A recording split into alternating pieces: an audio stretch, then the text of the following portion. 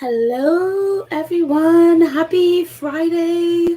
Welcome to Facts and Two Cents. This is Petal. Hope you are all doing fantastic. Hope you've had a great week. I haven't been on here a lot. I have, let's turn this down a little bit.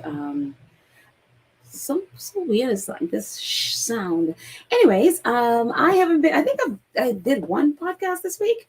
So I've been a little bit crazy, but I am so happy to be here today. Hope with all the stuff that's going on, that you have got some moments to just chill, relax, smell the roses, and not let all of this get to your mind and play with your mind in any way. So hope everyone is well. Again, we are a channel that supports the Duke and Duchess of Sussex, Harry, Meghan, Archie, Baby Lily, Mama Doria, Pula Guy, the chickens, all of us here at Sussex Squad. Welcome, everyone. Let's say hi to my friends in the chat and say hello to all of you who are not in the chat but are listening right now. So welcome. 105 of my closest and besties are here, my squatty besties. Assuming and hoping others will join us as well. But welcome, guys. What's happening here? Let's see. Say hello. Oh, hello, Lydia, my awesome friend. How are you doing? Awesome moderator, Lydia. Lydia's reminding everyone, welcome, happy Friday, and welcome to the live chat. Please like, share, subscribe, and join the monthly membership if you're able. As you can see, the little scrolly thing, red thing, scrolling across your screen at the bottom says, definitely right at the bottom of your video you'll see the subscribe button, and you'll also see the notification button, or the notification bell, so that if you click that, you'll know when we drop a video. So Lydia, you always so thank you so much. You're always supporting. Thank you for your donation. I appreciate. Lydia is going to join us later, and she'll catch the replay. She is at work, so hope you're having a good day at work, Lydia. As she says, it's going to be a hard work day. So, we'll catch you on the replay. Thank you, Lydia. Oh, awesome moderator. Who else is here with us today? Antoinette is here. Fancy is here. Saima is here. Lola Love. Karen M, our awesome moderator, is here. Hello, Karen M. Nolo Thandu hanging out with us from South Africa. Hello, Nolo Thandu. Who else is here? Annie is here. Annie Ballard is here. Hello, Annie Ballard. Let's see. Oh, Hildy. Wait a minute, Hildy, have I just not seen you here in a while? For some reason, I don't recall seeing you in a while. So yes, we'll get to this one. I will get to this one in a bit. Yes. What a relief to hear David Finesse saying that Harry and family are doing great. They are not affected by all the garbage against them. Let's keep praying for them. Absolutely. And yes, we'll get to David Finesse and Prince Harry a little later. But yes, absolutely, is happy to hear that that Harry is fine. He knows the deal. He knows why things are all the garbage is being thrown their way by the usual suspects. Joyce Voss is here. Hi, Joyce is here. Hello, Joyce. Rosa Dolores is here. Hello. Lottie is here. Hello, Lottie. How are you? Let's see, Lottie. Kathy Gabby is here. Hello, Kathy Gabby. Mary H. Catalina. Leslie is here. Our awesome legal mind. Leslie is here. Hello, Leslie F. Coming to us from Florida. Angela, Carol, B10 Pal, Joan Garcia, Claudia, Karen Warner is here. Oh my goodness, all my peeps are here. All for Sussex X. Oh, hello there. Welcome. B10, I think I just said you. Manuel is here. Robert Collins is here. Hello, Robert. Joining us from Rome. Robert, if you're at the bar, can I have a cranberry spritzer? Martinelli cranberry spritzer would be fantastic. Yeah, that is if you're at the bar. But I am so happy to see you here. Sylvia is here, and Valerie and Claudia. My goodness. Hello. Anne is here. Anne Lewis is here. And Alyssa, C-Mac. Hello, guys. Greta is here. Guys, oh, wait. Joe, did I say you before? I don't think so. Lambert, Rochelle. Oh, man. All my peeps are hanging. Yeah. Hazel and Faith. Oh my goodness. And all of our other peeps will say hello to as we go along. So, welcome, guys. What is going on in the world of our faves? Well, lots. They are actually very quiet under their tree in Montecito. And so very happy for that. I'm like, y'all just stay there and be, and chill. There's no need unless you're presenting, one of your projects or whatever you're doing. There's no need to venture out into this mess.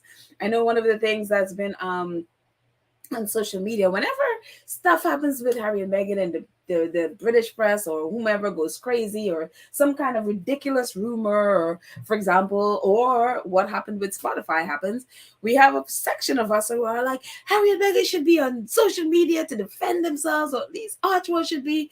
And I was like, I don't want my faves anywhere near social media at all in any sense of the word. Y'all just stay where you are. I do not want them to have any knowledge. I mean, I'm sure they probably do, because maybe people around them may tell them, or if as they did the last time where they told people that no, we don't even want to hear. I hope that's where they are. There's no need to engage or hear any of the nonsense and all of the misinformation and flat out lies that has been spreading around. So I don't want them anywhere near social media. The only place I would be like, okay, if they want to, is Spoutable, because Spoutable, there is no trolling on Spoutable. There are no trolls, and there's no trolling on Spoutable. They will kick you out in a second. So yeah, so that's the only place, if they care to venture, that I would feel like, okay, Spoutable. But other than that, just stay away. So there is no need for you to know any of this mess. So, but wherever they are, whatever they're doing, we hope that they are just being at peace and their mind is at peace. And we are all praying for them, I know. So that is all I wish for them. Whatever stuff is going on. And I just love this picture too. And if you remember, this is, I think, back in 2019 when they were part of the One World seminar that was held at Windsor. That it was like a 3-day thing, and then they had a part of it at Windsor. Meghan went to the opening ceremony in that beautiful purple dress that she wore, and then her and Harry met up with them at Windsor, and this was part of that, when she was wearing that top and that red skirt, and she was looking all awesome. So yeah, I just love this picture. But anyways, what else is happening? Oh yes, polo is coming back. Hello, Apollo. And I'm sure you guys probably heard about it because it was a couple of days ago. And so Polo is going to be in Singapore. They actually did it in Singapore before, I think in 2018 or something, I want to say. But yeah, that's Nacho and Harry. And of course, Happy New Year, Church Nelly.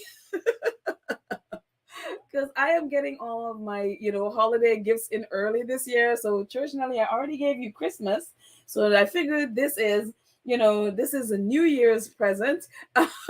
Not that I gave it to you or anything, but I'm claiming it to give it to you. So this is your 2020, happy 2024 birthday, New Year's Eve present.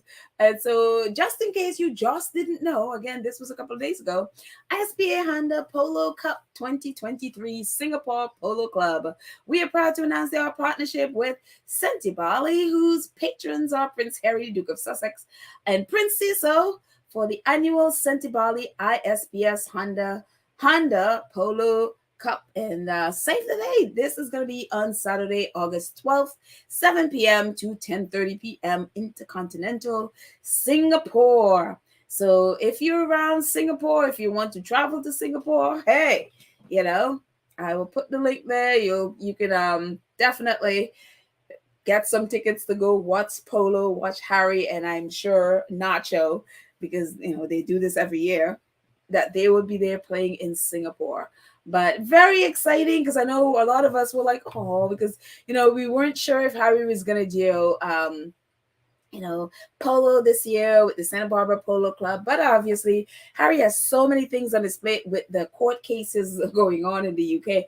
I don't know that Harry could focus on anything other than that, and then his other, initiatives, whether it be at Santa Bali, Invictus is coming up, or, Well Child. I mean, all of these things that is coming up, plus this whole stuff with, Spotify, Netflix, all this stuff. And then, of course, they have the well, I cannot speak, Heart of Invictus coming up in August.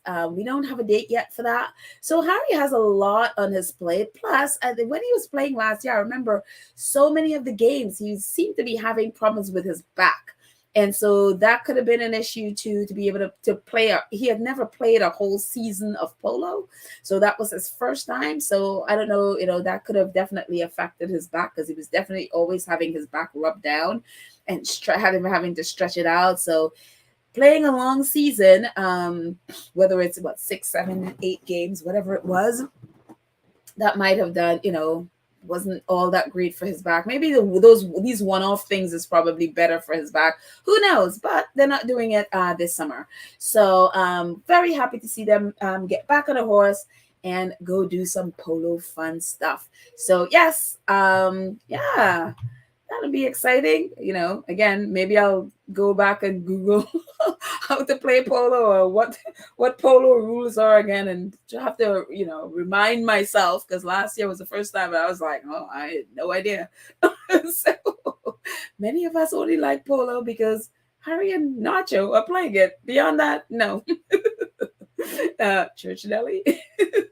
So anyways, moving on from that. And as we were talking about earlier, David Finnesh actually had some words about Harry. Sky News interviewed David Finnesh. I'm just going to move a little banner here so we can read the whole of it. And again, if you haven't subscribed, go ahead and subscribe. Help us build the channel. And so David Finnesh was speaking with Sky News about the court case. He along with Harry and Baroness, the Baroness whose son was killed. I always never remember her name unless it's literally right in front of me. But Elton John, all of these people, they are suing Sadie Frost and all of them, suing the Daily Mail. For obviously phone hacking, basically all in all illegal news gathering on these people, including hacking, blagging, putting listening devices in people's cars. They most likely blagged Elton and David Finnesh's child's name and birth information and released it before before they had a chance, I think, to either read it or tell anybody about it. And so it was, so they're all part of the lawsuit. So he was talking to Sky News about it. And so he said, Prince Harry has taken a lot of flack for taking on the media, says David Finnesh. Prince Harry has given evidence at the High Court over alleged unlawful information gathering by journalists working for the Mirror News Group. Again, this is a separate case from the one Harry is in with David Finnesh. David Finnesh and Harry, they're in the Daily Mail part of it, which I think is coming up later this year. So this is some of what David Finnesh says from this video, which I transcribed. It says he's fine. Harry's great. He's taking a lot of flack in the media, and you have to remember he's taking on the media. So what's actually happened in court and what you read about in the newspaper are often two very, very different things. But we are in fairly regular contact, and he is very pleased the way things went in court, and he is doing really well. So that is what David Finnesh says. He's in fairly regular contact with Harry. He's doing well. He's happy with how things went in court, and don't be surprised that he's getting flack every day. Not just him. They are going after Meghan with everything, and including the kitchen sink. But they, going into these court cases, they know that, and they would have known that the media would come at them with everything. So I think that's why, you're not going to hear from them. They're not going to, be fighting back or any of those things. Because then they know that whatever they say, the media would just use it to drum up more hate. And so, the reason that any press that's reporting on stuff from, say, the Daily Mail or the Mirror or the Sun, and not including the fact that they are doing and saying what they're saying because they're being sued by this very person, is basically not giving all the facts. And so, yeah. So, but good to hear from somebody who knows Harry that they are doing fine. And Harry's fine. And I'm happy that, he is fine with what happened in court. So he did well, and he was honest. And I thought and the Mirror's lawyer, they would have thought, because he is this like, go getter, destroy this person in court kind of this kind of lawyer or barrister. And Harry wasn't shaken at all by him. He was not intimidated. He didn't break down. He didn't throw a fit. He didn't throw a tantrum. All the things that they were expecting from Harry. Harry was calm throughout and soft-spoken, calm, respectful. And I think it kind of threw a lot of them off, because that's not the Harry they were expecting. And it's like, y'all forget Harry's military and he's been through interrogation before. Yeah. So but thank you so much, Lottie. I appreciate your super sticker. Thank you, thank you, thank you. And Corletta, thank you also for your super sticker. I appreciate you guys supporting, financially supporting. Every one of you support in your own way, but I also appreciate the support. Sophie Dixon as well. Oh, guys, thank you so much for the super stickers. Wow, super stickers is going well. Thank you, thank you, thank you. And if you notice, just so you know, you might realize like, oh, why am I not able to, tweet as often as I can? I try a new thing where I slowed it down a little bit, because I will miss so many of the posts, and then it jumps so fast that I would try to click on one and it would fly away so fast. And so I'm trying to slow it down a little bit, so that it's not so crazy to try to click on one of your comments. And so this is a trial. If it doesn't work, I'll go back to the regular. So it's, when you post something, then you have to wait for like 60 seconds and then you can post again. And that's just so it doesn't go by so fast, and I can actually focus on one thing at a time. So yeah. But anyway, so it's good. Look, it's so good to hear again that Harry and Meghan are doing well. They, and Harry is happy with what he did at the with his testimony. So very good. They're off, I think, for the rest of this. Well, today's Friday, obviously. They questioned the final witnesses, which we talked about the other day, when that's the one that was one of the final witnesses was the political reporter from the Mirror, and he's the one that testified about all those things that Piers Morgan did, including showing him how, and explaining to him how to hack a phone. And so they're all done with that. And so this coming week is going to be the closing arguments. And if you hadn't talked about it before, one of the things that the judge asked, and which is the question I've been asking all along, why isn't Piers Morgan and the other like 30 journalists who's been accused of all of these things, why have none of them been in court to testify? Harry has asked that question. I know Graham Johnson asked that question. Harry's barrister, David Sherburne, has asked that question, and so my question has always been, the judge pulled in the editor who worked under Piers Morgan, the royal editor who said that Piers Morgan would inject things into her story, and somehow she didn't know where he got it from. He ordered her into court. So I'm like, well, if you can order her into court or subpoena her, or however you call it, why didn't you do, and why aren't you doing the same thing for Piers Morgan? Why is he not been ordered in to come in and testify? At least all fingers are pointing to him.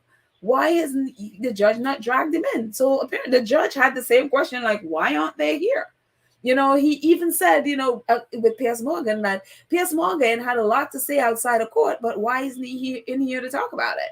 He even referenced another journalist who wrote an article basically condemning the proceedings. And, and so the judge is like, well, he had a lot to say about it. Why isn't he here testifying? So I hope the judge seriously put all of those, if they don't, if he doesn't drag them into court, that he considers all of those things, like, why, if I am so innocent and all of these people are making all of these accusations against me, you would think And if, that the one of them would at least want to come in and say, no, I did not. Again, there were about 30 of them, including Piers Morgan, that have not come to court. Their lawyers or whomever, their team, the Mirror News group, have kept them away. And I'm like, if they were so innocent, you wouldn't be keeping them away. You don't want them to answer questions because there's truth to what it says, even though a lot of the evidence, a lot of it is substantial. You know, it's like they know that a lot of this stuff is true, even though Harry and his team doesn't have like specific, like, oh, I have a recording of this person doing this. The evidence, when you put them all together, it's like it forms a picture that is like, it's hard to dismiss. It is really, really, really hard to dismiss. So, we'll see. But next week is closing arguments, and so we will see. So maybe Leslie, next week, Leslie will keep us up to date on what the closing arguments are like if she's around. No pressure, Leslie. No pressure at all. So anyways, moving on. I saw this, one of our squaddies posted this, and this was from an article in 2021. And it so describes what's going on right now and actually not, I shouldn't say right now, it's been going on for a while. But I like this article because it says nothing is more threatening to the British press than a Black woman in control of her story. The obsession with Meghan Markle is a reminder that the media outlets anywhere save their most antagonistic portrayals for women everywhere, often punishing those who attempt to own their narratives. As Meghan's detractors see it, that is a biracial Black American celebrity divorcee who had the nerve to enter and then, worse, exit the royal family in spectacular fashion is unacceptable. That she appears to have done so while maintaining her self-respect and individuality insults the sensibilities of a press who both indulged in and resented her presence, often for cheap, ridiculous, vicious fodder. The Daily Mail article referred to how Meghan's favorite avocado snacks is fueling human rights abuses comes to mind. And, there are so many more. But I like this because it's like, it is nothing more threatening to them than somebody like Meghan, who they cannot, no matter what they throw at her, they cannot own her. They have not been able to, and she wouldn't allow them to have anything, to have any part of her. They are not invited into her life, and they know it, and they will continue for all these years to kick up a storm because they have no say in her life. They are not relevant in her life, and that they can't have. They are used to controlling everything and controlling the narrative around someone, and they have not been able to do this, no matter how much they have been trying. So I really love this, and it's so beautifully and perfectly said. They are threatened by that. What else is happening? This is really cool. One of the things, and I've talked about this before, I'm not sure if I talked about it here or did I was just talking about it on Twitter. But one of the things that has happened recently, especially like in the last couple of weeks, is some of the entertainment trade outlets like the Hollywood Reporter or Variety or any one of those, they have been sort of predicting who will get nominated for the Emmys. And the Emmys voting's just recently starting, and I think they're going to announce who has been nominated. I think in August. I think August 12th or something like that. That's the date. But ever since they started doing this, like a couple weeks ago, entertainment outlets like Deadline have been targeting Harry and Meghan. Specifically Deadline. They have been the first one to, put out this ridiculous article attacking Harry and Meghan. And like, oh, the BBC would never have allowed a show like that on the BBC because they would never give up, editing controls of that because, when Harry and Meghan did this docuseries, they also co-produced it with Liz Garbus's documentary production company. And so they shared editorial, they both had to say in the edits and what goes in and what stays out. They had a say in all of it. And so this writer was like, oh, the BBC, that would have never gotten on the BBC, which is, we all know, if you're a squatty, and we all know that is complete lie, because the Queen's funeral, the Jubilee, all of those things, the royal family had complete control over the edits of that the BBC put out. And we've talked about it at length about how the royal family were so on top of the BBC. There are so many things, for like example, the Queen's funeral and the the Jubilee, that and the coronation, I should say, and the coronation, that were in there. And even there was even a French news outlet that was mocking them, the ridiculousness of having the royal family literally control the edits for the BBC. Even one of the BBC's reporters, Dimbleby, I think either Jonathan or his brother Dimbleby, he even did a news. He was on a news outlet saying that he was kind of shocked to see like the royal family. They were on like this WhatsApp group with the BBC controlling what goes into the show and what's not. It was ridiculous. And so for them to use this British outlet, this British reporter, to write this bogus story attacking, basically what it was doing was attacking the Harry and Meghan docuseries right before they started voting. So that's where it started, with this segment of the smear campaign. And then it just picked up. And then we know what happened with Spotify last week, and all of, a few days ago, like last week, and all that mess started happening for them. And so it's one of those things where, for me, it's just like they're trying to throw, and this is what it appears to me, that they're trying to throw all kind of negative things out there, so that when voters see Harry and Meghan, they will be turned away.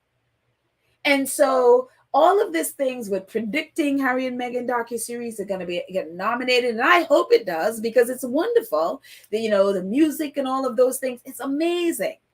Don't be surprised if it doesn't, because the point of throwing all this negative stuff out there right around voting is to turn people off. I watched them do that with Nate Parker's film. What is it, a few years ago? They did the same thing.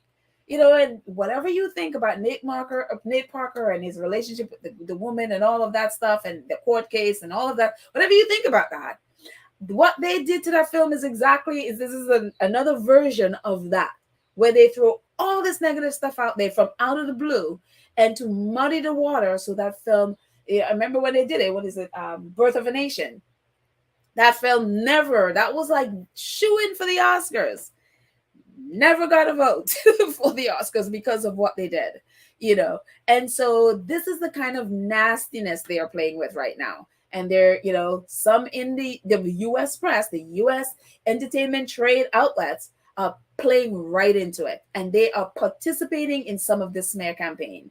So, but aside from that, the people who worked on the documentary are very excited. Liz Garbus, this is, Consonant Music says Netflix, Harry and Meghan director Liz Garbus is up for multiple Emmy considerations, including 2 for original score by Gil Tommy. I don't know if that's how he says it. We're so proud of this project, and congrats to the entire team. So the team that worked on they've been tweeting about it. They are very excited about, the possibility that this absolutely wonderful documentary will get nominated, because it definitely is deserving of it. And the music, if you guys can remember the music, oh my goodness, how beautiful is the music for this documentary. And so I hope that it does get nominated. But again, as I see, don't be shocked, because a lot of the trade papers, especially Deadline, is throwing a lot of negative stuff out there to muddy this. Liz Garbus also, staying on the topic of the docuseries, this came out, I think, yesterday. Los Angeles Times did a interview with Liz Garbus and her partner, who produced the Harry and Meghan docuseries.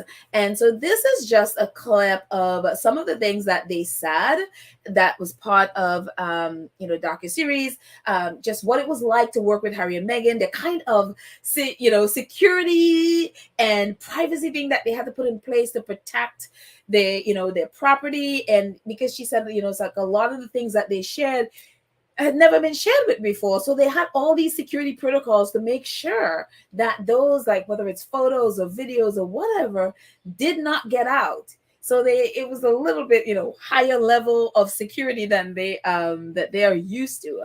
But some of the things that they said about this, and these are just 3 little clips from them. It says Harry and Meghan was a chance to share the journey of the Duke and Duchess of Sussex. And started with Liz Garbus at the top. It says, I got on a Zoom with both of them, and just hearing the stories Harry, had to tell, his desire for openness, his desire to get the story of the last several years of their lives out without mediation of people with agendas and the British tabloid agenda of clickbait, I felt like, wow, here's a story that obviously the world is fascinated by, and that it can really operate on a deep historical and cultural level too.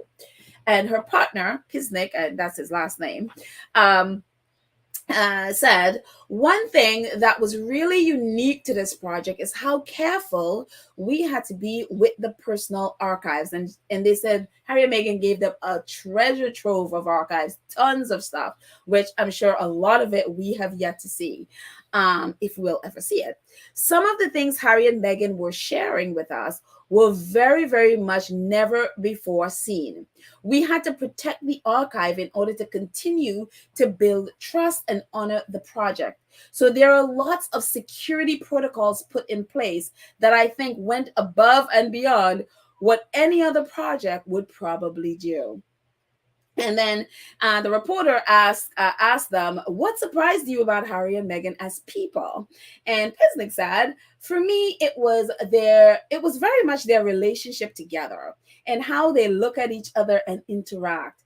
As we were crafting the arc of the series, the love story element as a through line just felt authentic and right, considering how beautiful it is to watch them together when they're just at home or on a Zoom or just sitting on a couch.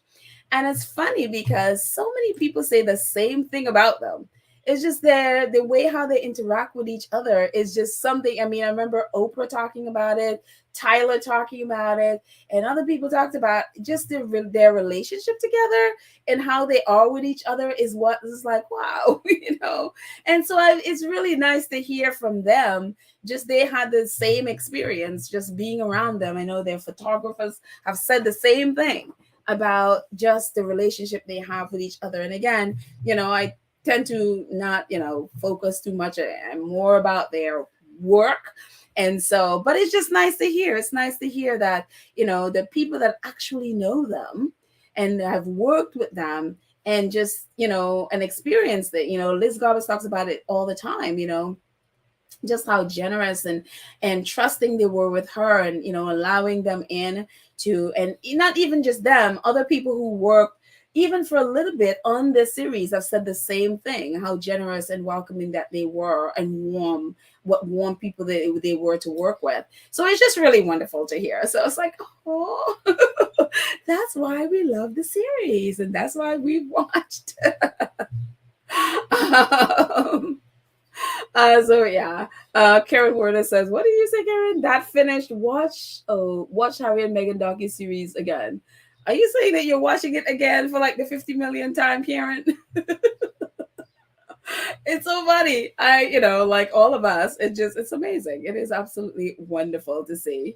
So I'm gonna get into chat for in a few minutes. So let's go on because I just want to finish up this these sections and then I'll jump into chat. We can chat and then move on. So it's good to see that. So prayers, fingers crossed, all of those things that Harry and Meghan are going the Harry and Meghan docuseries are gonna get, nominated, the series and also the music.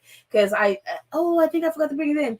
Another one of the people who were part of the music was celebrating and just really excited and saying what an honor it was to work on the series, what an incredible opportunity. So people who have worked in it, they seem all to have had such a great experience, and I love hearing that again from people who actually know them and work with them, so not this ridiculous tabloid nonsense that goes on out there. So anyways, changing subject to the back to the Spotify drama. Just some more stuff that's been coming out. That again, the last episode we looked at different articles from different ones of the trade, entertainment trade papers, or the trade outlets that spoke about the Spotify deal and what happened and how that all just sort of seemed to fall apart. And it's very interesting. And one of the things we touched on the last time is just how incredibly unprofessional Spotify has been through this whole thing. And it's really, I mean, for me looking at it, it's like, that is alarming. I mean, I don't know, maybe it's just me, but I just expected better. And dealing with such a high profile client, that you would have handled that in a more professional way. Because again, you want to deal with other high profile people, and if I'm a high profile person and I'm looking at the way you treated them, I would be like, there is no way I'm doing any business with you at all, in any sense of the word. So Hollywood Reporter has a little bit. I don't think I used them the last time. They weighed in a little bit. A couple days later, I guess, on what happened and how it sort of the timeline of how things happened. It says Spotify's relationship with the Sussex was in the end a mess. These are just clips of the article.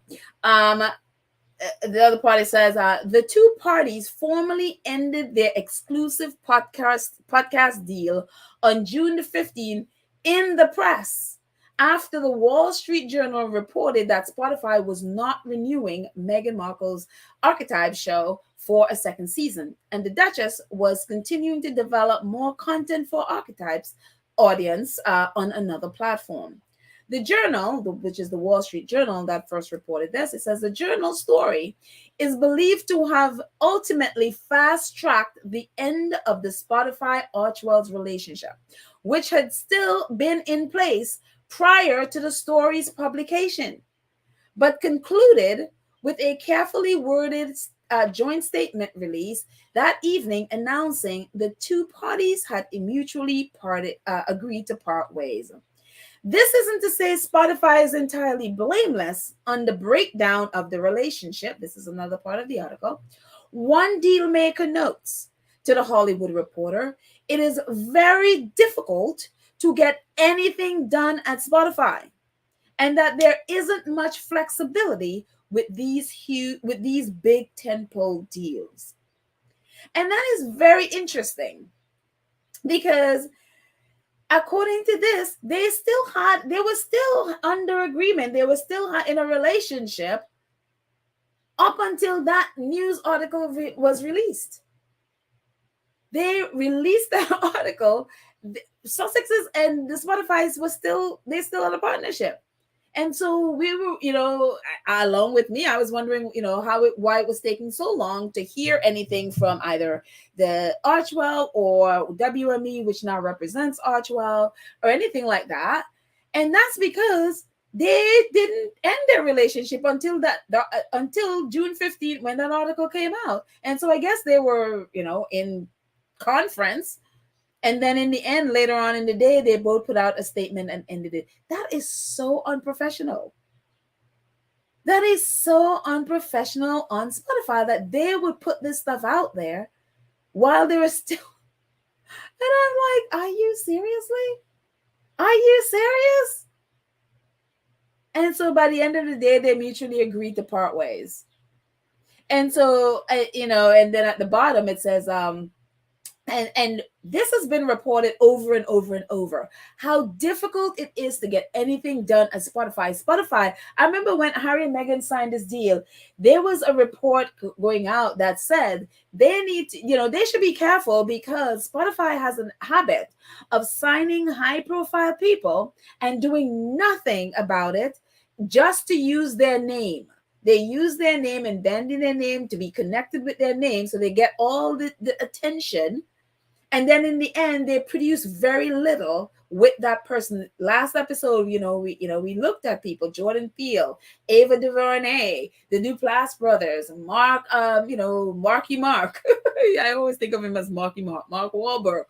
All of them signed these contracts with Spotify and nothing came out of it. Jamel Hill, who signed a contract with them, she's leaving. The Obamas are leaving. They left because of how difficult it is to work with Spotify and get stuff done. They love their company being attached to these big names, but they're very, very slow, if at all, putting out any content from these people. This is a pattern. I remember someone saying this when they signed this deal, and they were really correct in that.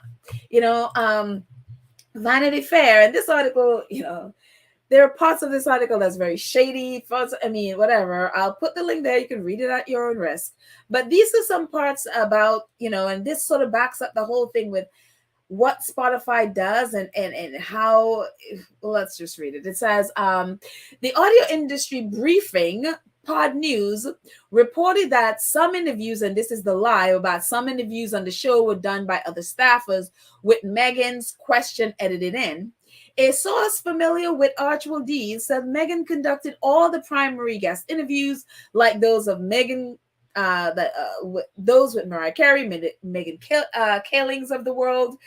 Interviews with secondary voices were, for certain episodes, were handled by a producer, which is not unheard of, which is not an unheard of practice. There's actually a name for that, and I don't remember the name. But it's just, this is what we've been talking about the whole time, the lie about, oh, she didn't do any interviews and they just have to edit in, the questions, which was a complete lie, that was debunked the first day they started talking about it, and we spoke about it in the last episode.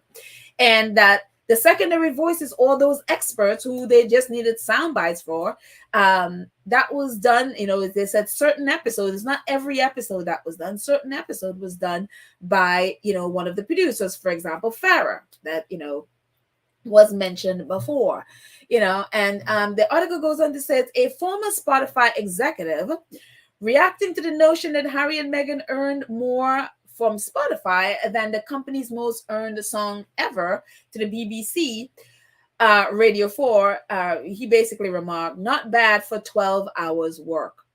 And so to my point to this, whoever this Spotify executive is, obviously, if he thinks because Meghan released 12 episodes that it only took 12 hours of work to be done, that person have never produced a podcast. I produced a podcast, and it's nowhere near as complicated as Meghan's podcast. Her podcast is a specific podcast that was done in such a way that the production value quality was out of this world. That's why it resonated so much. And that takes work. My little bitty podcast can sometimes take between 5 hours to get all of these clips together, to find articles, to make it make sense, and all of those things. I know one podcast can take me 5 hours sometimes to put together. And some of it I don't have to edit afterwards. Some of it, when I have to edit, would even take more, because editing sometimes just does that. So anybody who would think that you put out 12 episodes of a podcast and it only take you 12 hours have never produced a podcast. And so these Spotify executives and former executives have no concept of what podcasting and how to produce a podcast and what it takes to produce a podcast. It's unbelievable, the level of incompetence and the level of just a lack of professional anything that is a part of this company. It is unbelievable to me. Anyway, the article goes on to say, I am told that Harry and Meghan pitched, and in the article, I am told that Harry and Meghan pitched show concepts and acquisitions that Spotify did not move forward with. The Obamas, as I previously reported, shared similar frustrations before they left Spotify for Audible. Reach for comments, rep for Spotify and Archwell reiterated the earlier announcement of mutual parting. Again, I've been talking about this one forever with Spotify and their relationship with other podcasters, because this was one of the reasons the Obamas were like, no, they gave Spotify so many different options of podcasting, and Spotify would not go forward with any of them.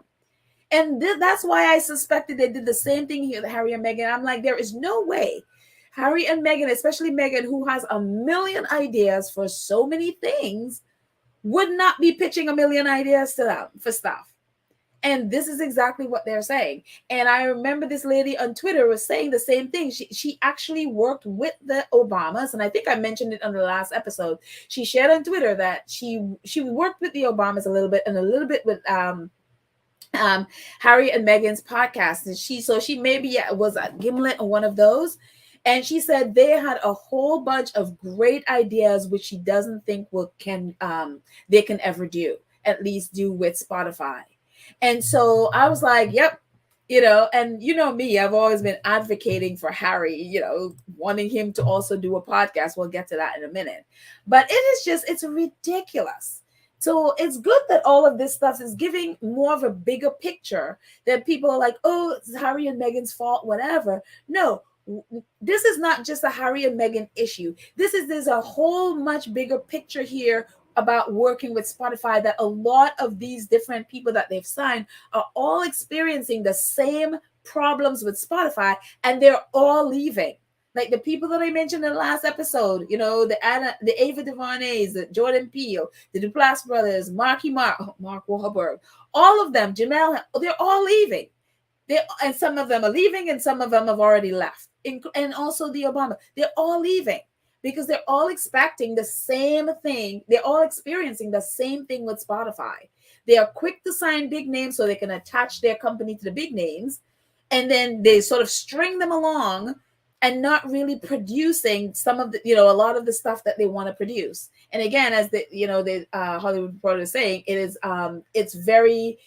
like a box that they put you in, and there's no flexibility where you can bring, what you want to do to them, to the forefront with Spotify. So, and talking about pitch, Bloomberg, and this article is all kind of all over the place.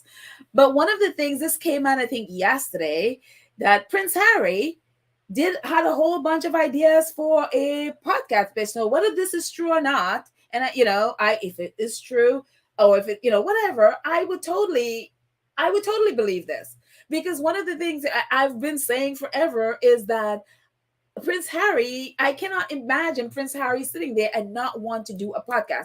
Prince Harry has already done podcasts where he even interviewed Barack Obama. And so I'm like, it's inconceivable. It was inconceivable for me that Harry wouldn't want to do a podcast. So, but we had heard nothing about it. So if this reporting is true from Bloomberg, and again, Bloomberg is Prince William's people. That's Michael Bloomberg's company, publishing company, or his news outlet. So they're reporting that apparently Harry was shopping for, or at least pitching to Spotify, a bunch of ideas for podcasts.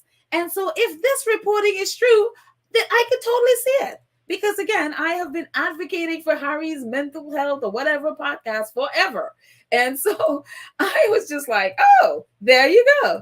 So this is what this is a little piece of what Bloomberg is saying about Harry's podcast pitch. It says, and the writer, the journalist says, I spoke to people with knowledge of the situation about what ideas the prince floated and why none of them came to fruition. They requested an anonymity because they weren't authorized to speak about his work. Spotify declined to comment, as did Archwell Audio. Harry, which is what the people who weren't supposed to be talking about it says, Harry spoke to multiple producers and production houses.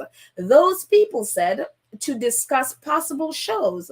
Along the way, Harry listened to various ideas from others, but mostly stuck to his own, including one about childhood trauma. The concept: Harry would interview a procession of controversial guests, such as Vladimir Putin, Mark Zuckerberg, and Donald Trump, about their early formative years and how their experiences resulted in the adults they are today. Harry also had another idea. I had an idea that people said for a show centered on fatherhood. Another one would have tackled major societal conversations, episode by episode, ranging from climate change to religion. For the latter, Harry hoped to have Pope Francis as a guest. The practicality of these ideas struck some people in Harry's podcast Cosmos as questionable at best, given that people like Putin and Zuckerberg rarely gave wide ranging interviews about topics they're passionate about, let alone about their upbringing and personal childhood traumas. In any case, no podcast from Harry ever materialized. And it's funny because everybody would feel differently about this. But if this is true, I actually really like these ideas. I really, really like them. And it's so funny because I saw, somebody posted a screenshot of Harry.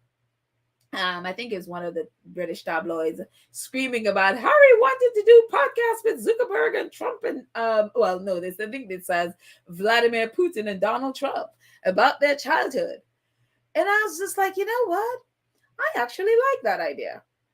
And as a teacher, and I taught kids, one of the things that, when you see people like Putin and Trump and all of these people, it's almost like people think they just all of a sudden upped and became like this all of a sudden one day. They just upped and become the narcissistic madhouse, bullies, and pick an adjective and throw there that they are today. And it just happened magically. And as a teacher, and as again, teaching kids from 1.5 up, last year I even taught teenagers, when you watch kids and around kids, this pattern, a lot of the patterns that you see today where adults are, it started as a child. And if you people, and I don't think people really, if you don't teach, and I'm sure teachers, if many of you here might be teachers as well, can attest to this. These behaviors that you see now in adults started way back then, that people either missed or just completely ignored. They just completely ignored the flashing red lights that says warning, warning, narcissist in the making, warning, sociopath in the making, warning. We miss all those things, or we completely ignored it because when a child is doing it, it's like, oh, it's just being whatever. And they're not addressed at those ages. And then people grow and just, grow up and believe, well, I can just get away with anything. When those things are formed way back then, and if someone had addressed it back then, if someone had addressed the selfishness back then, if someone had addressed those behaviors that, is like alarming today, those were addressed back then, maybe there would have been different people today. People who do whatever they want, but maybe they could have made different choices and we all could have been better for it. And so if we don't know what the childhood of these people are, then so many people, kids in the future, we could miss, and as controversial as this to say, oh my gosh, I'm going to go interview or do a podcast with Vladimir. I mean, Vladimir Putin does interviews all the time. You see, there are tons of interviews that he's done with American outlets. Tons of people have done interviews with Donald Trump for different reasons. Would they sit down with Prince Harry? Who knows? Would a Zuckerberg sit down with Harry to do who knows? But for me, if someone is presenting that to me, I would jump on that right away, especially with someone the reach of Prince Harry. It's like, when people are like, oh, he thinks and it's like, Somehow y'all don't understand the reach of the royal family. Maybe you need to go do some history on the reach of the royal family. That these people have their claws into so many people around the world. They have access to people around the world that is unreal, including Russia, some of Harry's relatives, one of whom he was just helping this Russian person, this Russian oligarch person, to get a visa or whatever it is to get into the UK recently. It was just in the press. You know, they don't understand. They seem to not understand the reach that the royal family members have around the world, including Prince Harry has relationship with world leaders around the world. What do you think he was doing when he was a working royal? So if I am Spotify and I see this guy have this reach, you think I'm not going to jump in it? Unless that's not the direction I want to go in at Spotify, and I just want them to do some royal gossip and thinking I'm going to get some quick money and clicks out of that. That would be the only reason I would not jump on this. And then it might, on the other side of that, I was thinking mental health, a mental health podcast, whatever. But I love the ideas of doing one on fatherhood. The different, the fatherhood from people from different walks of life, from different parts of the world. That would be amazing. Why would you not jump on that? That would be, and you think you put that there again along with archetypes, that is like a win-win, and you think of the societal one, you think of ones with episodes about climate change, about religion and all of those things. Hello. Again, win-win. I don't understand how, and maybe, maybe I'm just, because I love Harry and I wanted him to do it, but I love these ideas. Well, I in production, well, I running this company, I'm telling you, are you kidding? I would jump in this. And imagine, just for the sake of it, imagine Prince Harry on the complete opposite of, Donald Trump or Vladimir Putin, interviewing one of those. Imagine how much MAGA people would jump at this. If you think in terms of just views. Imagine you have the whole MAGA people there. Whether they hate Harry or not, they will be watching this. And I'm like, y'all want to see they try to give this thing to Joe Rogan, let him do it, I'm like, this is, and I'm like, who is like, how could Spotify needs people with imagination? They need people who have how could they miss this? For me, this is ratings gold right here. And they just completely blew this. If he did an interview with the Pope, how much the majority of the world's religion is Catholic? Hello? How many Catholic people were going to watch this? How? I don't understand. This is like level of stupidity that I don't get. Like, you just gave away, and again, I don't know if this is true. If this is true, this is again what Bloomberg is reporting. Harry and Meghan have not said anything. Spotify officially haven't said anything, but would I be shocked if this was leaked by somebody from Spotify? No, I would not, because they've leaked other stuff during the week before, right? But this is stupid. Why would you not jump in this? And I'm like, what? Who is running this department? You just gave away. I hope wherever Harry and Meghan ends up with, and again, and the thing about it is you can't copyright an idea. So I hope that they're further along in it than it's just an idea. That they can, it's something that, they've written out and whatever, that they can copyright it and bottle that, because I hope that wherever they end up with, that Harry could do this. This is amazing. And so if Harry is pitching all these things and meeting with all these people with producers for ideas and whatever, then I would assume Meghan was doing the exact same thing, until they landed on, archetypes. Because again, when they did the Christmas show, it was something completely different, when they were going to, be talking to different people who you don't normally hear from.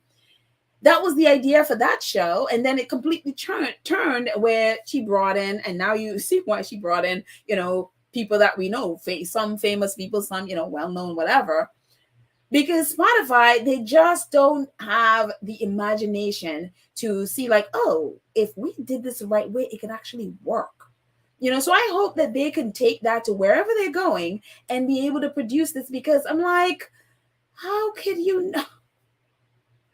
And this is why I think, the guy, the horrible guy that went off at them, calling them names and all of that stuff, the executive that did that, was attacking Harry, because I guarantee you, whatever it is he was pitching to Harry or wanting to talk, it wasn't these, that, again, I believe, and I could be wrong, that Spotify wanted more royal nonsense. They wanted stuff that they can get quick, they can get in the press, that the press would be, they'll have the tabloid press will go crazy with, to bring them cheap clicks.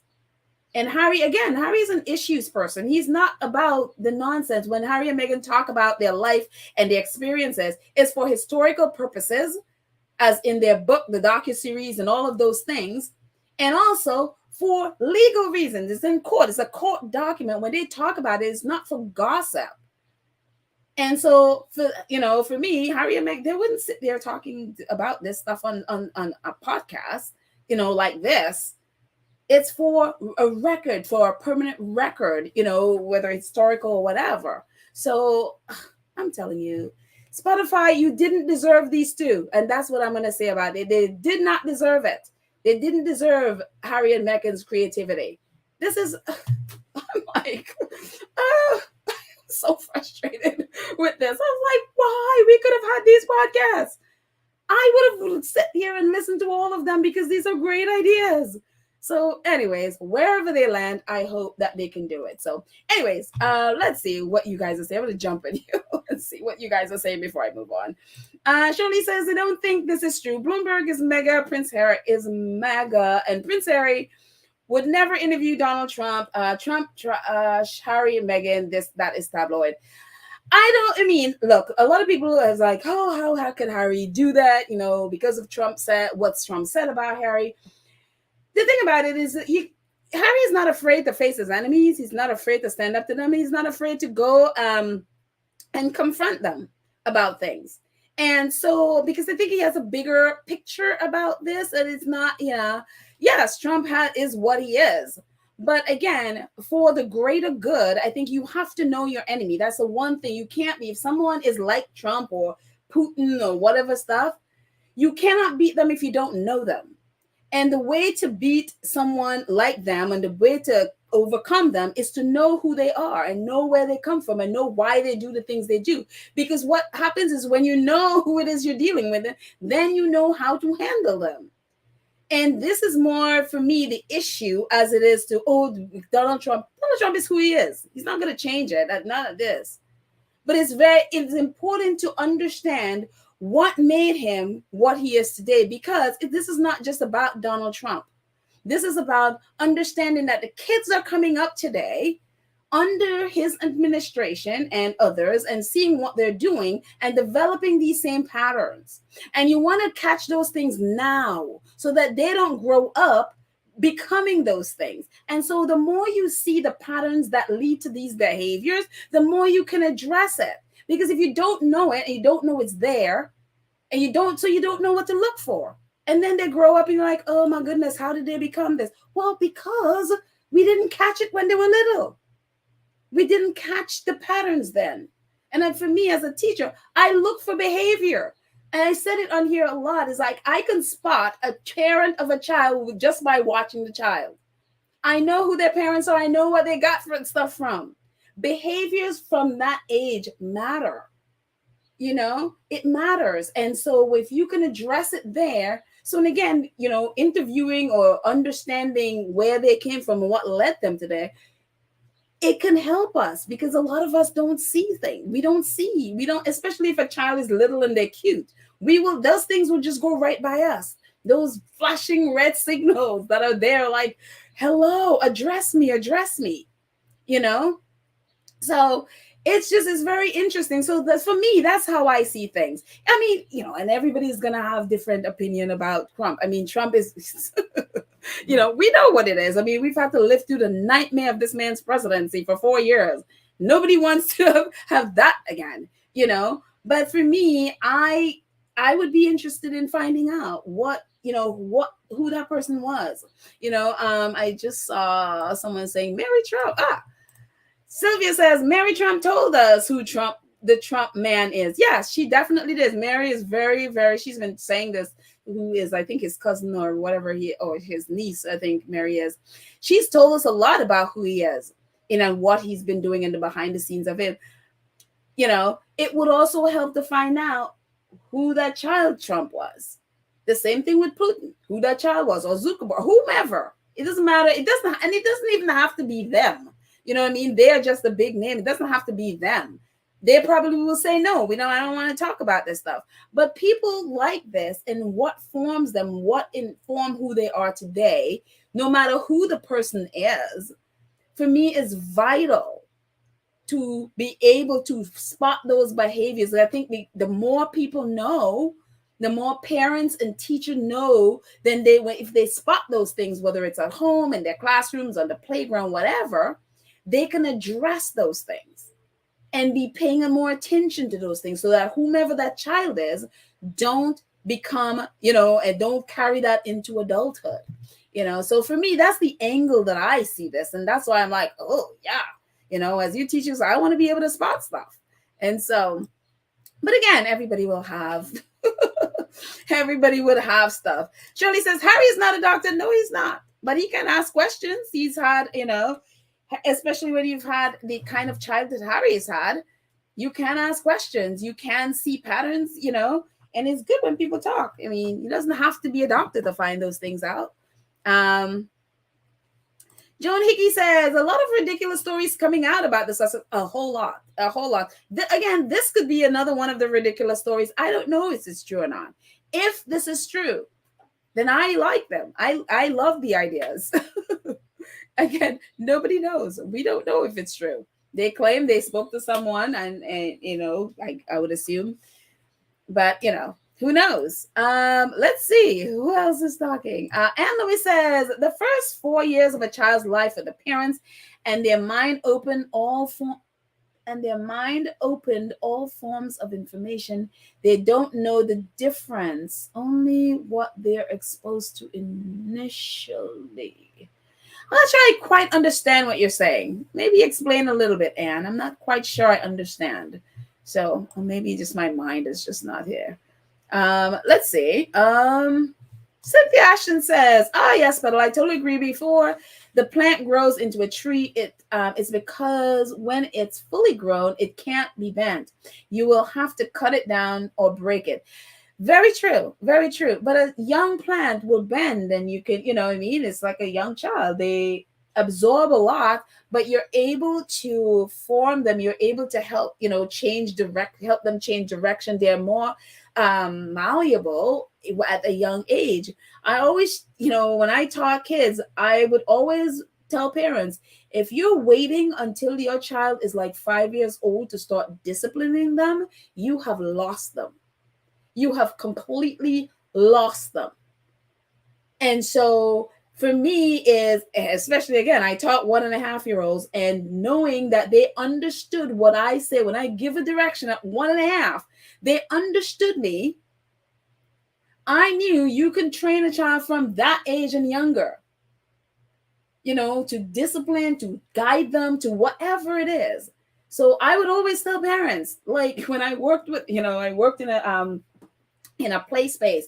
I'm like, if you're waiting until they're 5, you have lost them. And so I know some of them looked at me like I was crazy, but you know, no, it's like you have to start young. You have to start young, molding them. And so, let's see.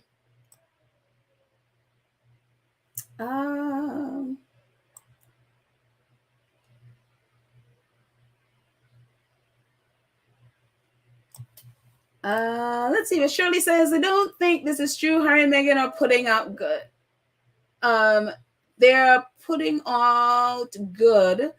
Harry is not trying to deal with hate and Fox News. I mean, this for me, okay, I could understand that, but I don't think this is hate dealing with. I mean, Harry is suing them. He has, in a way, dealing with. He's confronting. I don't think this is dealing with in the terms of working with or agreeing with anything. This is more confronting these things. I don't think this is something Harry would be afraid to confront. I mean, God, the guy was in war. He is suing all basically all the British tabloids, almost all the British tabloids, and facing down the government and draw them into court, and also wrote a book and docuseries about the royal family. He's not afraid of these things. He's not afraid to, or if he sees a way that it's like, okay, how can I, figure out this? He's not afraid. And for me, I love that about Harry. He will confront these things and stare it down and find out, what the deal is. And I love that. So I look, if true, again, huge cup of salt with this article, huge cup of salt, if true. But again, if it's true, I love it. I would love to see it. Compton Caligal says Putin and Trump would destroy Harry's image and all he and Meghan represent. I will say that was Spotify idea, and Harry told him no. I understand what you're saying, but I don't. I mean, again, Putin has done numerous interviews with numerous, reporters, journalists in American press. And so he has not destroyed and they were, kind of favorable in a way. I don't know that I would say favorable, but they were interviewing him, and it hasn't destroyed their interview. I don't agree with that at all. I don't agree with this, because it's not the first time he is being, that Putin was interviewed by someone, say, a Democrat. I mean, it's in the press a lot. So yeah, I don't agree with that at all. I don't believe, Harry is not a child, and he's not this fragile person. I mean, I think it's something that if true, I just think it would be great to see him do it. The majority of people like Harry should not take on the press because they will destroy him. Well, he's taking on the press and he is facing them down. Harry should not take on the government. He is doing it and he is facing them down. And people are understanding why he is doing it. And we're going to talk about that in a second. And so I think that Harry is one of, if I were to trust anybody to do this, that would be who I trust to do it. Because I think he has the chutzpah, he has the emotional intelligence to ask the questions, to get to the deep answers about who these people are. Because for me, it's very easy to hate someone or disagree with them for their stance or what they have done. It's much harder to try to understand what got you to this place, so that kids coming up in the future, we can address those issues before they get to a Trump or before they get to a Putin. So it's a lot harder. You have to have the kind of emotional intelligence of somebody who's lived a life where their childhood, threatened to destroy their future, to be able to talk to someone like that, And so for me, I don't know, everybody's different, but I like it. I like it. And so I would be like, yeah, I'd watch it. I would never, for other reasons, watch something from Trump or Putin, whatever. But I like this because, again, I am interested in childhood and understanding what happens to kids at that age and how it informs them as children. So that's why Kate's stuff is so frustrating to deal with, because it's a sort of the same idea, but it's just so frustrating the way she's going about it that I just can't. That's why I get so frustrated with it. Irene Gomez says Trump is a classic case of how to make a narcissist. Yeah, exactly. But the thing about this, with his narcissistic behavior, it didn't just happen. It started way back then that it wasn't addressed. It started way, way, way back then. For whatever reason, to get him that he is this place, it started way back then. And so these things, when they're not addressed, you have the Trumps of the world. And so let's see. And it's a scary, I mean, that's a scary place to be. But the fact that, if true, again, I keep saying if true, if it's true, the fact that Harry would want to go there, I'm like, you go, dude. You are fearless. Let's see. Little Meg says, I think the royal family and the British media, with the help of Murdoch-owned publications, are trying to bankrupt Harry and Meghan in an attempt to get Harry back, of course. So leaking the end of the Spotify deal before it ended, ensure it did end. So, I mean, would I doubt this? No, of course not. Of course not. Obviously, Wall Street Journal is Rupert Murdoch's owned, and they are in a relationship with Gimlet, which is the studio that produced Harry and Meghan docuseries. So that's where they got the leak. They got, and Gimlet, obviously, we know, is the podcast and they're the producers end of Spotify. So yeah, that's how they got the leak. And, at least to Wall Street Journal's credit, they didn't hide their relationship with Gimlet. So to their credit, they put it there. So, that's where they got it, So, and some of it was leaked out by, obviously, Spotify's executive. So, yeah. Again, unprofessional as all heck. It's amazing. Let's see.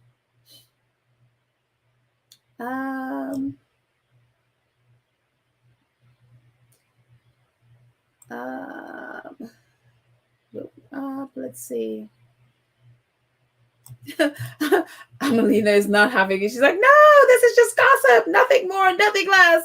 Leave Harry alone. Royals will not comment on politics. Will never happen. It is not Harry's responsibility.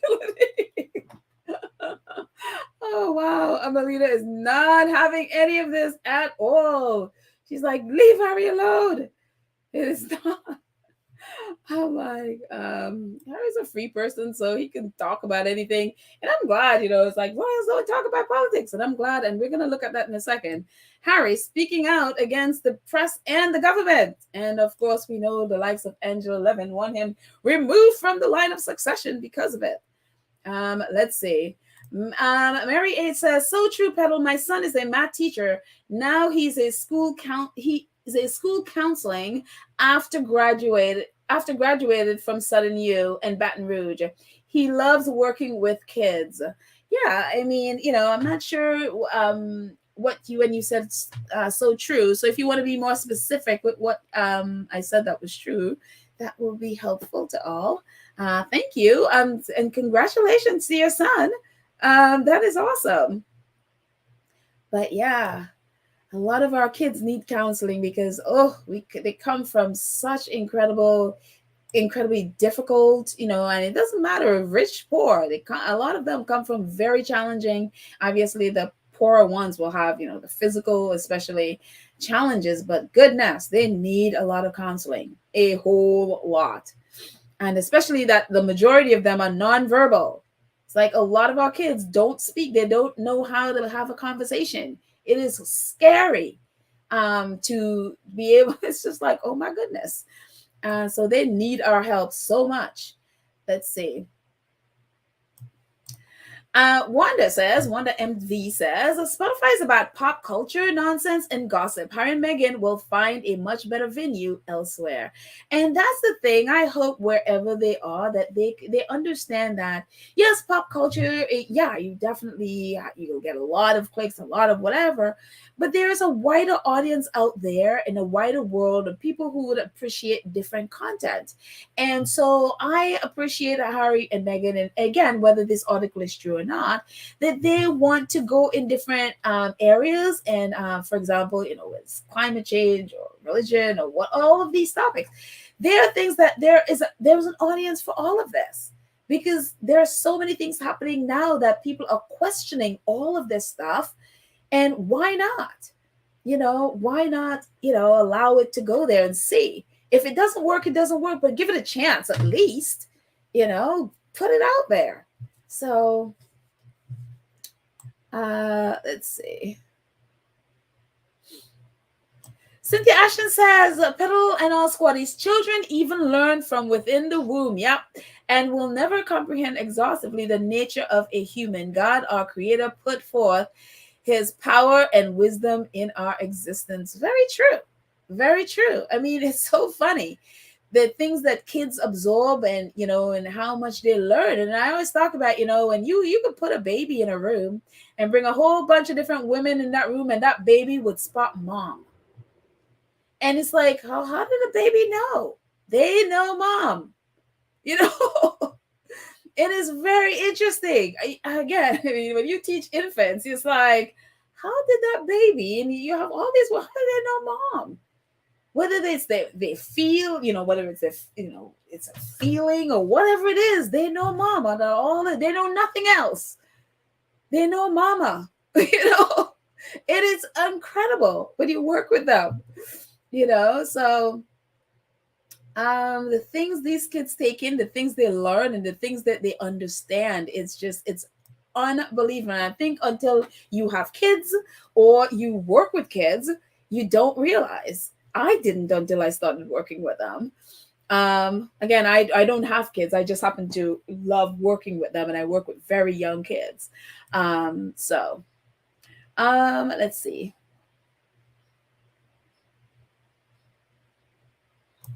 Come to Gallagher says, it sounds like Spotify wants Harry to talk to those fools because Joe Rogan doesn't have the name to pull them in. Well, Joe Rogan he tends to create a controversy, and then like he's done the last week or so. And then all these names are all of a sudden tweeting about Joe Rogan, which gives him more views and which gives him more of an audience. And it's just like, would you just stop giving this guy, just stop tweeting about him? So unbelievable. Let's see. Oh, Teresa, that's fine. You're fine. I'm happy you're here. Let's see. Donna Black says some of the so-called supporters of the Sussexes are just as bad as the haters, and it makes me wonder about them. Yeah, and I'm learning that there are so many that has sort of infiltrated the squad and will say these things, and you're like, wait a minute, are you a supporter of this Harry and Meghan? And I have learned again that block and be blessed. Block and be blessed. No matter if you have squatty in your profile or not, if you're saying and doing crazy stuff, block and be blessed. That's what I say. Let's see. We're gonna move on and see what else we have.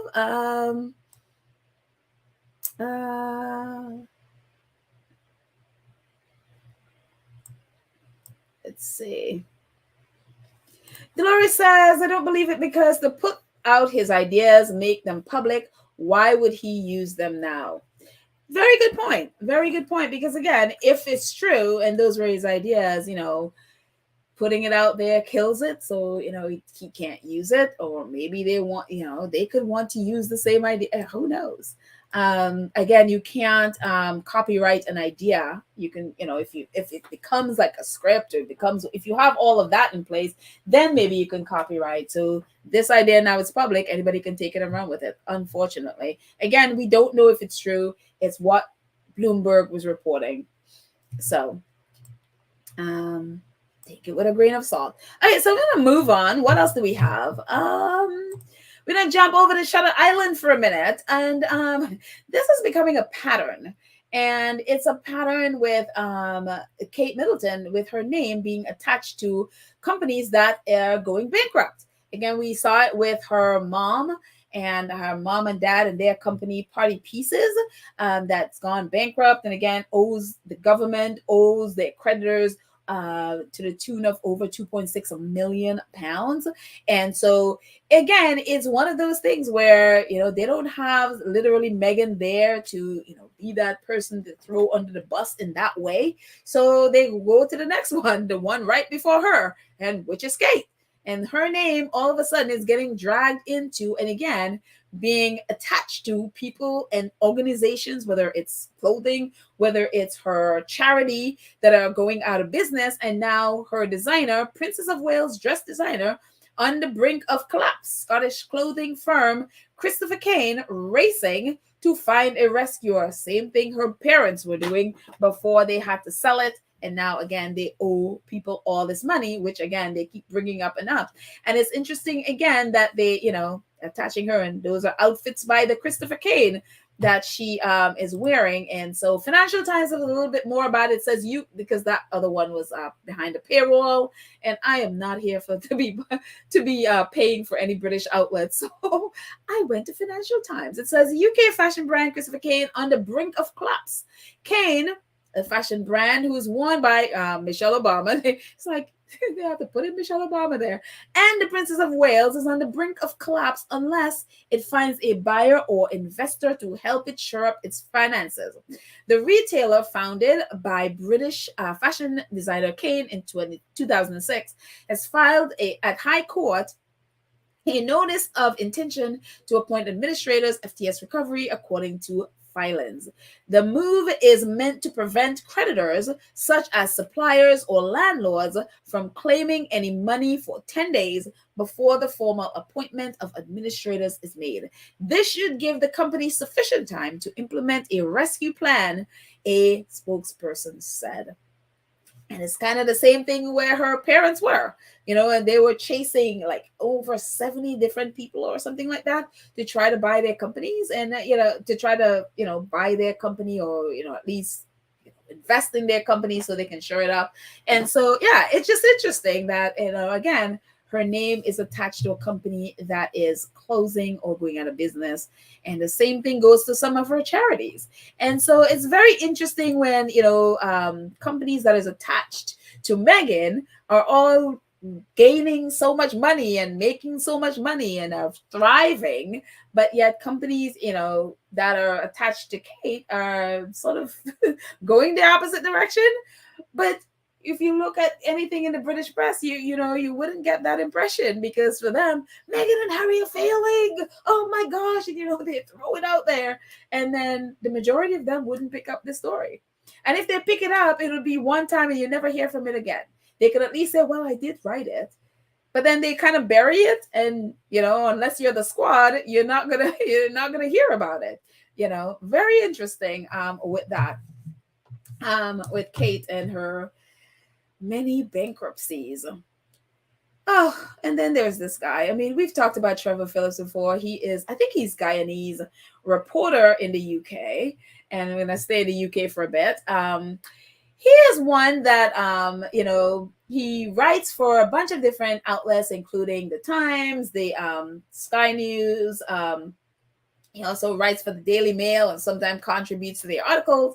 And so this is, we've talked about him before, how, again, I feel like a broken record about influential Black people in the UK who are given or who accepts, whether it's an MBE, OBE, knighthood, dame, whatever the thing is, how it seems their main priority in life is to bow down and lick the boots of white supremacy. Lick the boots of the royal family. This is what they do.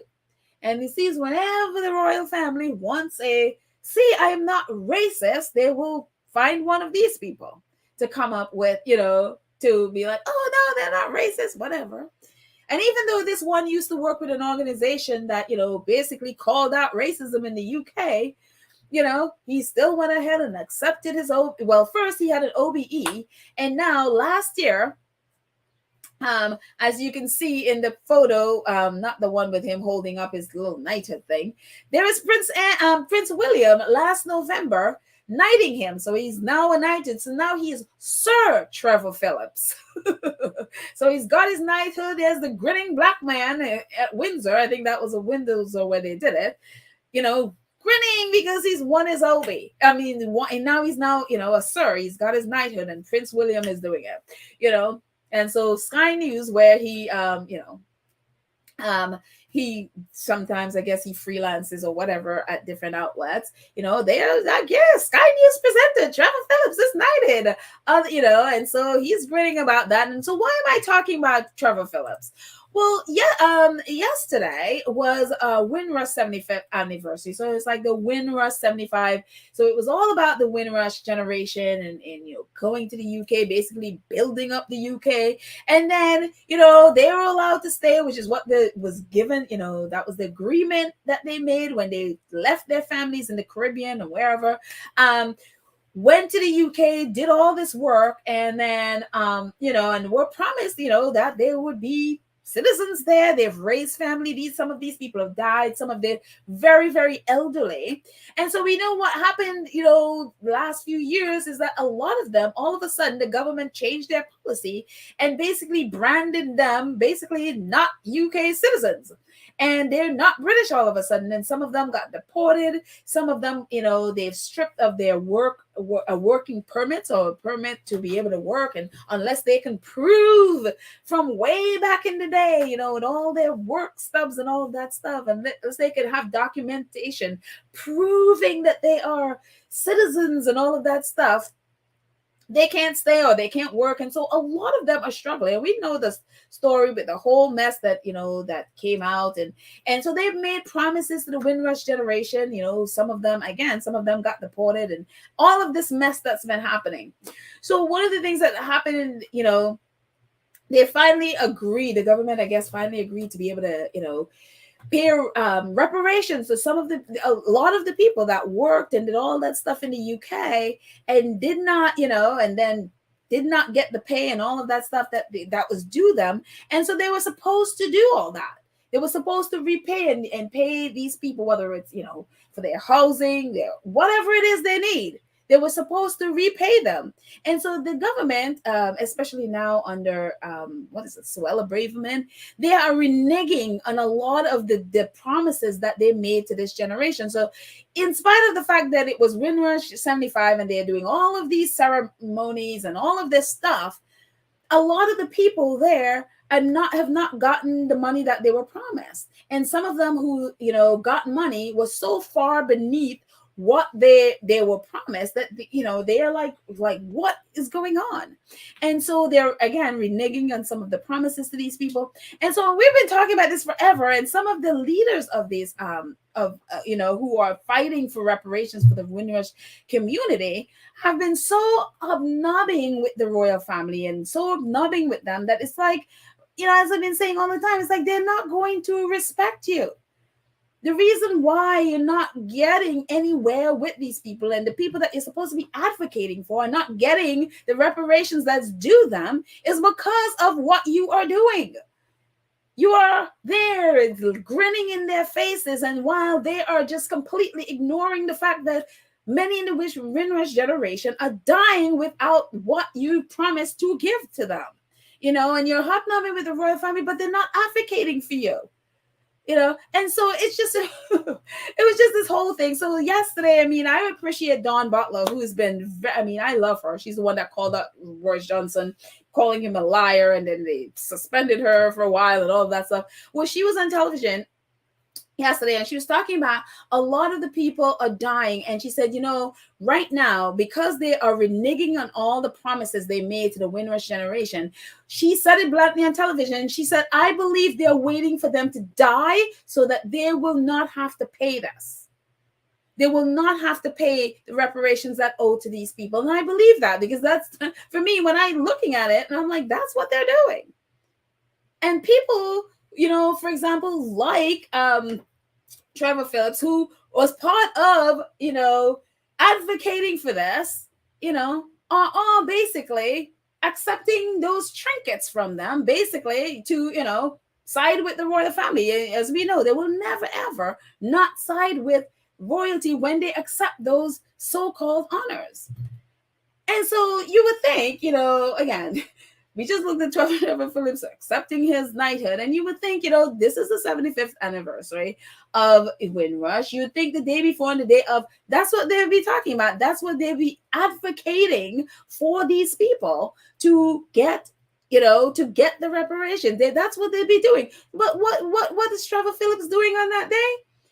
Contributing to an article in a tabloid, and this is what he's doing instead of, focusing on the Windrush generation getting their money. What is Trevor Phillips focused on and contributing to? A Daily Mail article that says no one cared about Meghan Markle's race. She and Harry had a golden chance to make things different for millions and choose not to. That's unforgivable. Trevor Phillips says Britain is not racist. And it's just like, it's just like, dude, what?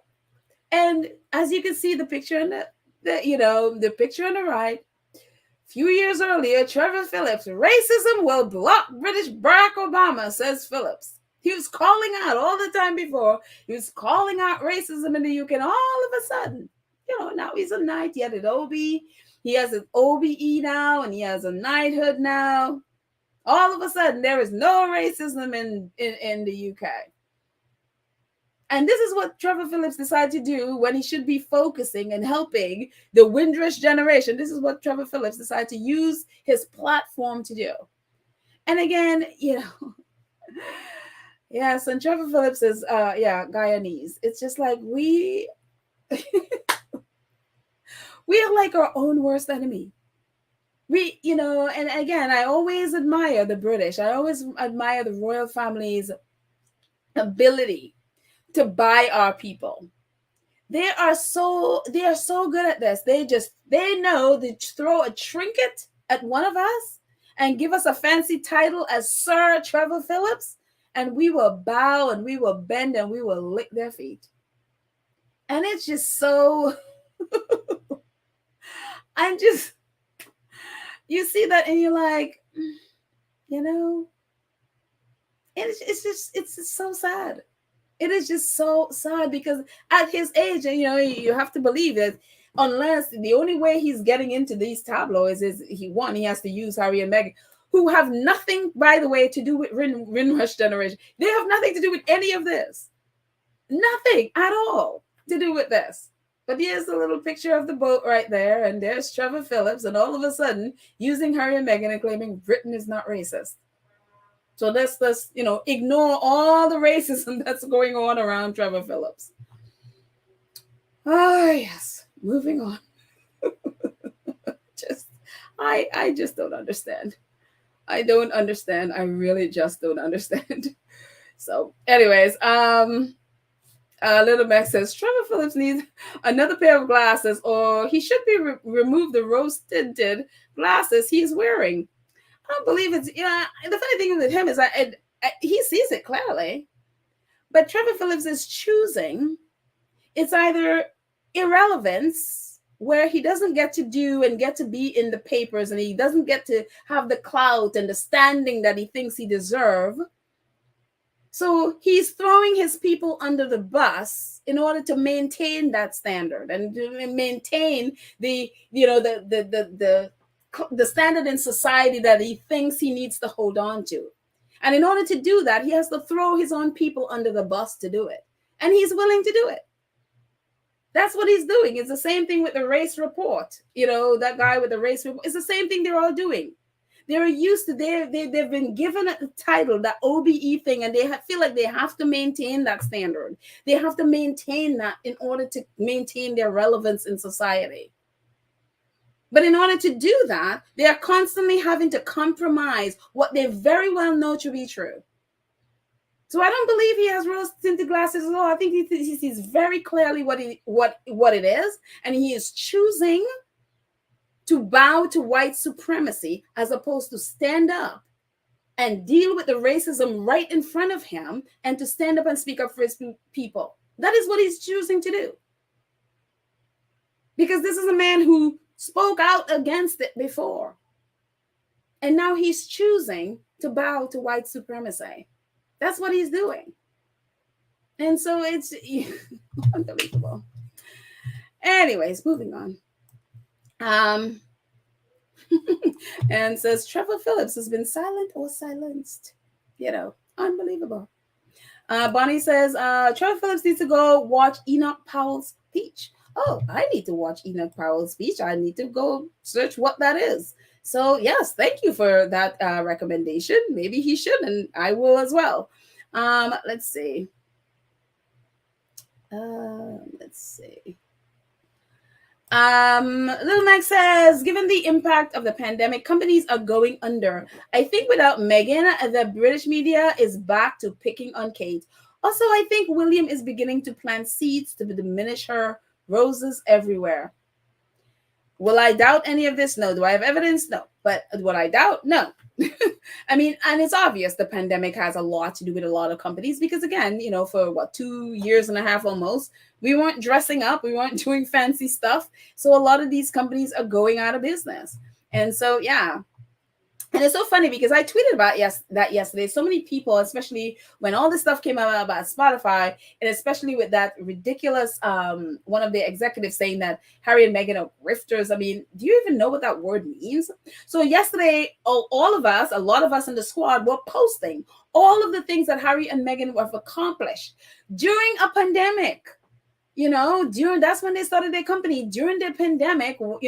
Again, Meghan lost a baby, had a baby, had to take care of two toddlers, her and Harry, yet built a company doing all these productions and blasting it out there. I've not heard one person, and I put out the challenge. I'm like, any company, any of you who started a company during this time, I want you to post your company's success, during production, for production, and also philanthropy that is better than Harry and Meghan's. I have not gotten one yet.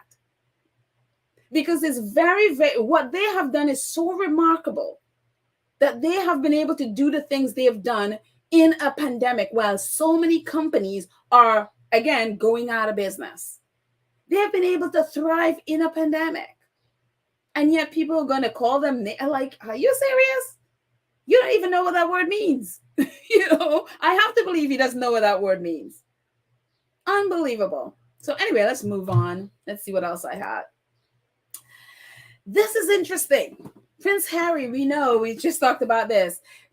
Part of Harry's witness statement. And in court, obviously, we know he's suing, the Sun, the Daily Mail, or at least the entire Mail, the entire Mail universe, and also the Mirror. And one of the things in the case that's going on right now with the Mirror, Harry's witness statement, obviously we know he went back to UK and, sat on the witness stand for 2 days answering questions. But part of the witness statement that a lot of them in the British press were going crazy attacking Harry for, and he talked about how the press and the government they are at the bottom right now because of their relationship, especially with the press. It says, part of the Harry says democracy fails when your press fails to scrutinize and hold the government accountable, and instead choose to get in bed with them so they can ensure the status quo. And of course, Harry could have put in there the monarchy. They're all in bed together. And so they all had their knickers in a twist and panties in a twist and all pulling their pearls and all the other things, including, again, Angela Leving wanting to have Harry's, be stripped from the line of succession because how dare Harry speak out as a member of the royal family, speak out against the government. How dare he? And that was a lot of their attitudes. How dare Harry speak out against the royal family, the government and the press, and obviously, speaking out against the royal family. How dare he? Well, no sooner did Harry do that, what happened? Prime Minister Rishi Sunak and Labour leader Keir Starmer were among those attending the event at Spencer House in London. And what event was that on Thursday? Politicians and members of the media rubbed shoulders at Murdoch's annual party. That's right. They were all at tabloid owner Rupert Murdoch's party. Not only is Rishi Sunak, if you don't know, that's the Prime Minister of the UK, and the Labour leader, Keir Starmer, who is, everyone thinks, at least not everyone, at least not the Tories anyway, but the others are like, no, we need to have Labour in government. They are better than the Tories. Well, if you were thinking that if the Labour leader was there in power, that we would have press reform, that there would be Leveson Part 2, think again. because Keir Starmer is the Labour leader. He's the one, if Labour wins the election, he's the one that's going to be prime minister, and he is also at this party for Rupert Murdoch. And again, it's so funny, we've all been tweeting this out all day, what Prince Harry said.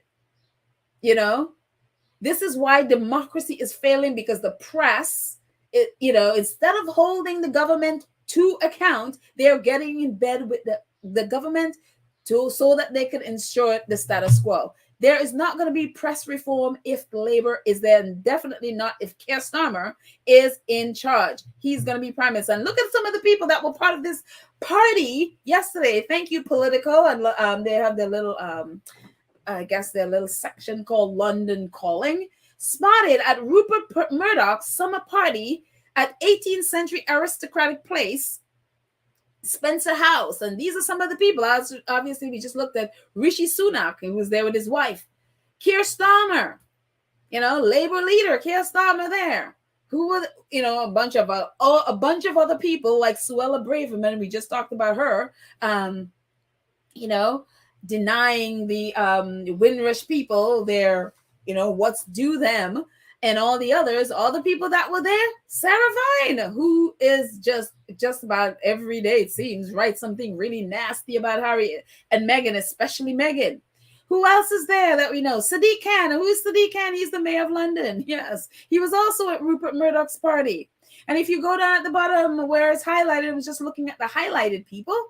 Members of King Charles's inner circle, including his private secretary, Clive Alderman, and that's Clive Alderman, picture the blonde one on the left, and that's Prince Charles in the middle, and communications secretary, Tobin Andre. And Tobin Andre, we know, used to be, I think an assistant editor at the Daily Mail.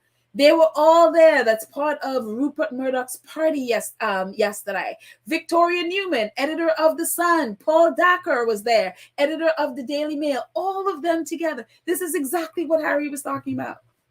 This is exactly what Harry was talking about among all the other people, all the other reporters like Mike Graham, Juliet Hartley Brooke. Hateful people. All these people who hate the Sussexes, and been writing on their TV, whether it's TV, news, however it is. I mean, all of these people all together at a party thrown by Rupert Murdoch. This is exactly what Harry was talking about, why democracy in the UK is failing. Look at all the politicians that are there. Kemi Badenoch, and it's just, it's like, hello. These are all your leaders over there in the UK. And they're all there at Rupert Murdoch's party. Unbelievable. And this is what Harry is fighting. These are who Harry is fighting. Because when you look at Harry's case, do you think any one of these people, these are the highest of the high people in the UK, whether it's in government, whether it's in news, in the press, and with the royal family.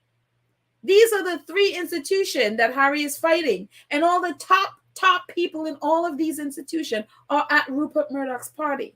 This tabloid odor party, and this is who Harry is fighting. It's unbelievable. It is unbelievable. And that's, for me, if Harry has the guts to stand up and fight these people, he can fight anyone.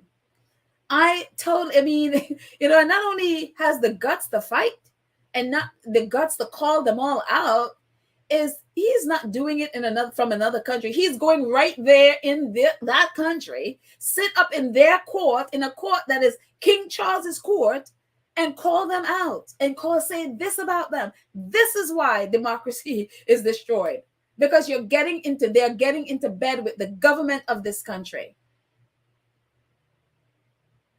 And it's just like, Harry, I think you need to lead this country if you want to. If you really love this country, I believe Harry needs to lead, because it's like, anybody else would be terrified of this. I mean, when all of these people are all corrupted by, and I'm not saying corrupted just by Rupert Murdoch, but they're all they're all corrupt. It's like a whole corrupt mess of them, and it's unbelievable. Teresa says, all sleeping with the enemy. Yeah. And this is what they are. I'm glad it's so good to see it all there, that all their names are together. So nobody can say, oh, no, I'm not corrupt. I'm not. And I'm sure this is probably not an exhaustive list. It's not all of them. I'm sure there are more people there than this, but it's good to see these people there so that they can't claim that, no, I'm different. I'm separate. I'm not, whatever. It is unbelievable. And again, one of the things, what Harry is really fighting for, again, it's not about money or any of that stuff. He is fighting for press reform. Even if Labour comes into power, even if Leveson Part 2 is not happening with Keir Starmer at all, because again, Keir Starmer is bought and paid for by the tabloids. Or else he wouldn't be there. He would not be there. So I don't know what they're gonna do. Even if the Tories stay in power, if Labour stay, I don't know. How do you get press reform when both sides of your political party, both political parties are all under the power of the Rupert Murdochs and the Lord Rothermeres of the world. Paul Docuseries, he's the editor of the Daily Mail. And Victoria Newton, she's editor of the Sun. Like, how do you get press reform? So I don't know how this is gonna happen. I don't know. It's unbelievable, absolutely unbelievable. So it's like Come to Gallagher says they all know they need Rupert to control the government and the royal family in the mix. I can only imagine what he has on these people. I can only imagine the dirt Rupert Murdoch has on these people. It's just unreal. Unbelievable. Mary 8 says, the British News said the mortgage rates are going up, food is going up, rent is rising, inflation rate going up, but the royals and the super rich are thriving. Oh, yes, they are. And they are thriving so much. The last week, it's all about going to that, whatever that horse show thing that they do every year is. That's what the idle rich do. They don't care that your, inflation rate is going up. They don't care that your mortgage rate is, they don't care. This was the week to go show themselves at this, and be idle at the horse racing place, whatever they do. It's it's unbelievable. Let's see. Nola Vandu says, she's talking about Trevor. How can Trevor be proud of the useless title from William? Is he expecting respect outside the UK? Is William really of any value, or has he added any value to the people around the world? No. But, it's, I don't get it either. I don't get it. But you see a lot of influential Black people in the UK accept those awards, and they're very proud of it. They, brag about it on Twitter. They're very excited about it, and whatever, to them, it's like, oh, I've done a great work, whatever it is I'm doing, and I'm getting honored for it. And I was like, do you actually understand what you're accepting and smiling about? And a lot of them, I don't know that they do. I really don't. Unbelievable. Let's see. And Louis says no one complimented Harry and Meghan on their achievement in 5 years. This couple went out into the wilderness and cast their lot against the odds, and they are inspirational and show the 1% literally raw people. I'm telling you, again, from 2020 to now, what Harry and Meghan has been able to accomplish is absolutely amazing. It is absolutely amazing. And that's why we keep talking about it and tweeting about it. It is absolutely amazing, And you can say, okay, well, they could be more active on their, platform. I've also called them out. It's like, guys, update this. Let's, so we can promote your stuff and all of that stuff. And they can do, let it be more active and whatever. But at the end of the day, they show what they want to show. And if people, they're of the thing, look, if people want to know the truth, they'll come to our site and see it. That's where they are right now. And you know what? We are where we are. But again, when you look at all the things that they've done, it's like, it is absolutely amazing that they've been able to accomplish all of that with all of the things that's going on around them, with all the attacks that they've had to endure. It's absolutely a miracle that they've been able to do what they do. And it's a testament to their ethics, their work ethics, to be able to do that. It is absolutely wonderful. So yeah. Let's see. Karen Warner says, why is he using Harry and Meghan and Princess Meghan's name in the article or statement? They did not say the royal family was racist, and they just highlighted their racist reaction. There is a difference. It's a tabloid, and if he doesn't mention Harry and Meghan's name, the tabloid, the article doesn't sell, which is why they made sure that he mentioned it. It's what it is. He's basically sold out. They need clicks. They got a black person to say it's not racist, and then throw in Harry and Meghan's name in there. Yeah, absolutely. That's what he did, and then he gets his money for his little, for his contribution to the article. That's what they're doing, so unbelievable. Let's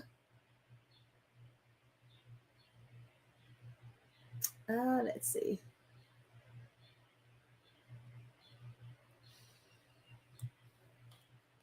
I'm scrolling down. Give me a second as I go down.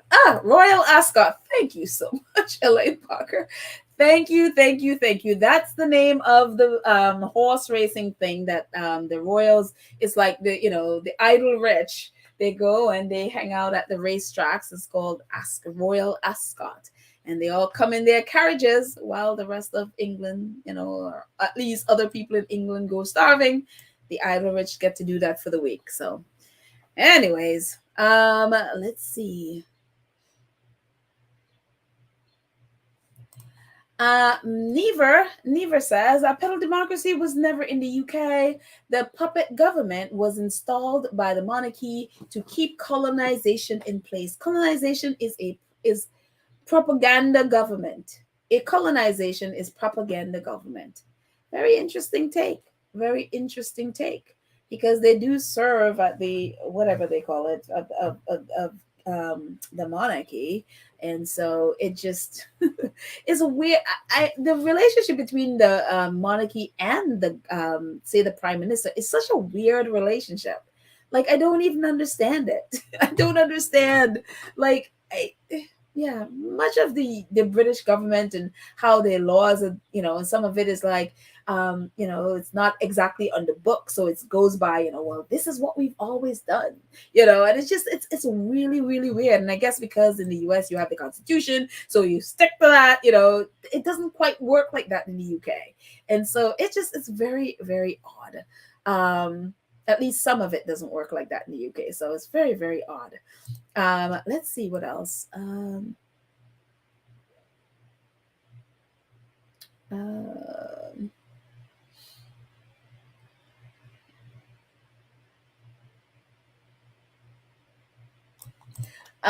Compton Caligal, I think you're it. UK people will not see the light of day of this gathering reported on TV. The UK people will not see the light of day of this gathering reported on TV or papers. Which gathering are you talking about? Oh, I mean, are we talking about this gathering here at Rupert Murdoch's party? I mean, if that's what you're talking about, you're very correct, because this little piece was buried in the Political article. I happened to see it on Twitter and then went over to London, to Political, under the London calling section, but I had to scroll and scroll and scroll and scroll and scroll to find it. For a minute there, I was thinking, is she sure that this is where this thing is? And I went looking and looking and looking until I found it. It's like buried down there, on different articles.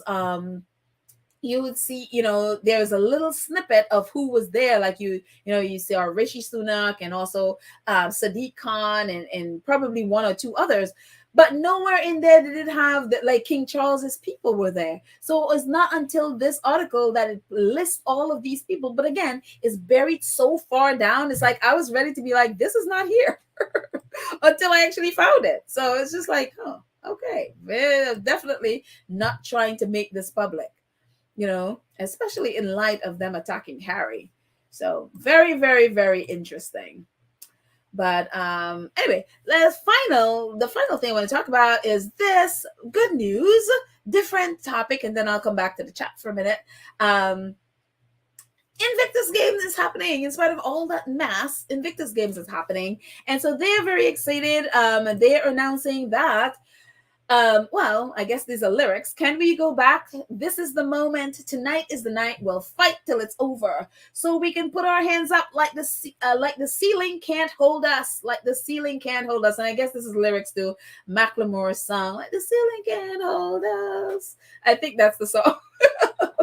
But anyway, so they put out a press release. Macklemore to perform at the opening ceremony of Invictus Games 2023. And this is from Macklemore. It says, "It is a great honor to perform at an event with such an important cause as the Invictus Games. In addition to this special guest, Macklemore, a rousing dance show will also thrill the audience. Well-known personalities from politics and society will also attend the opening. The grand opening show is at Merkerspiel Arena. Start on Saturday, 9th September at 18:30. Reduced hours, that is. Reduced tickets for the opening ceremony are available at, Europe 17, EUR 17, whatever that is. Regular ticket available, and you can read the rest there. And so, anyways, so Macklemore is going to be performing, and there's going to be dance and all of that wonderful stuff. So they are, they're excited. So if you're a fan of Macklemore, this is a good thing for you.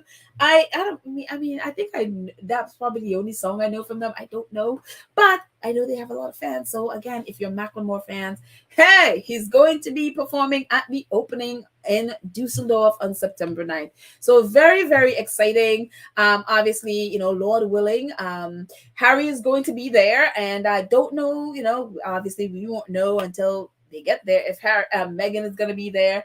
If she, who knows? Hopefully, we'd love to see her. She's been to all the others, so we'll see if that will, happen, and it'll be amazing. So kudos.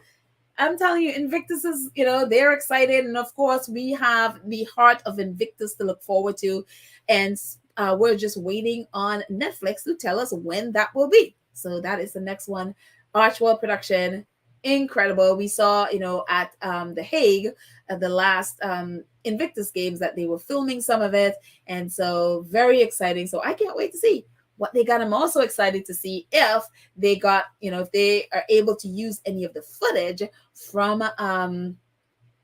the war. Because again, one of the soldiers there, she was given the camera to film the training session, but in Ukraine.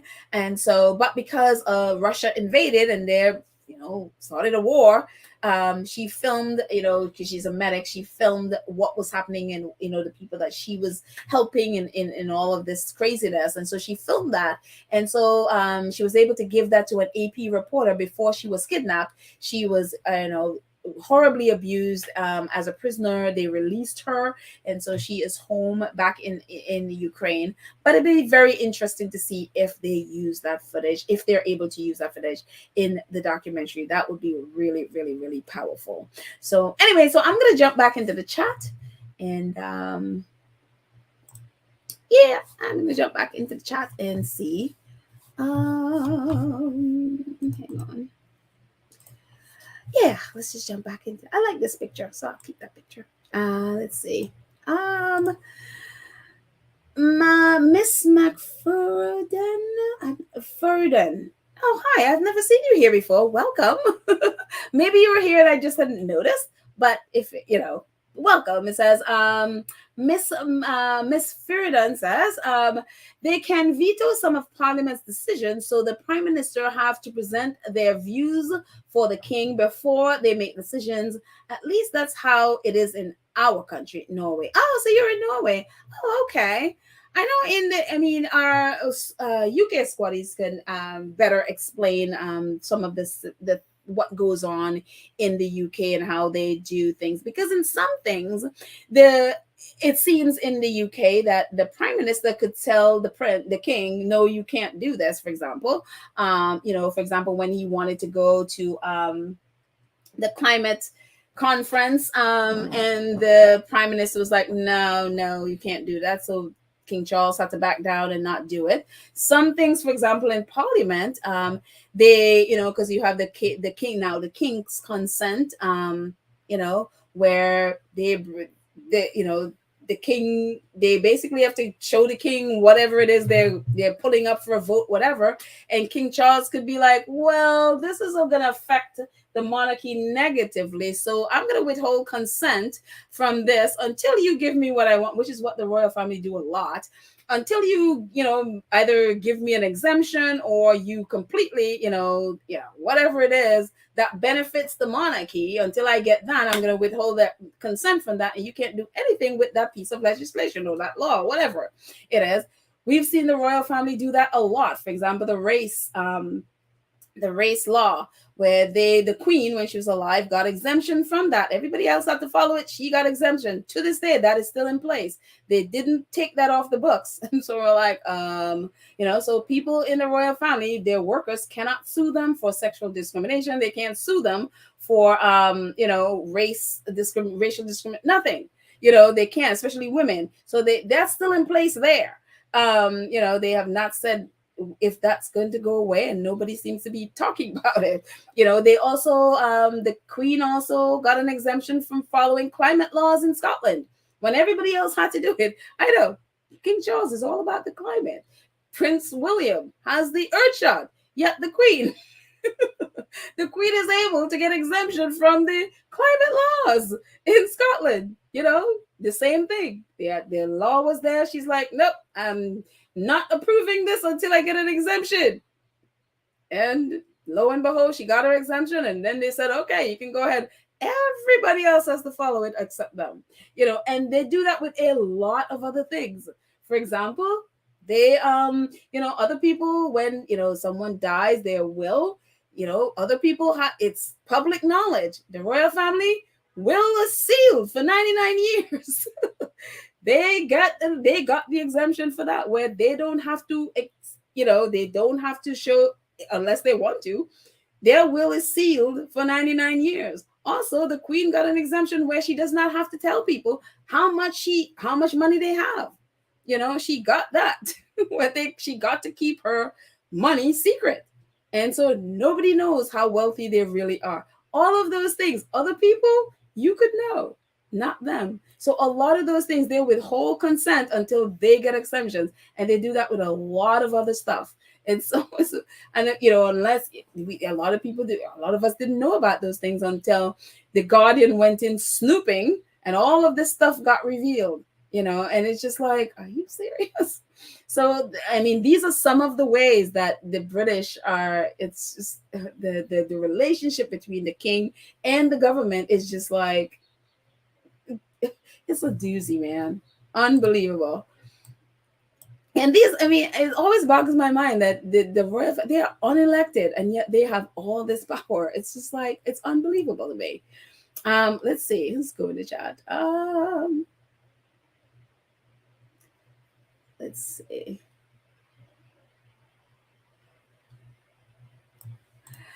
Sylvia says, speaking as a married woman, H&M are in this court fight together. Harry wants accountability. Harry and Meghan probably discussed the abuse they would get, knowing his wife would get the most abuse. Pray. Yeah, I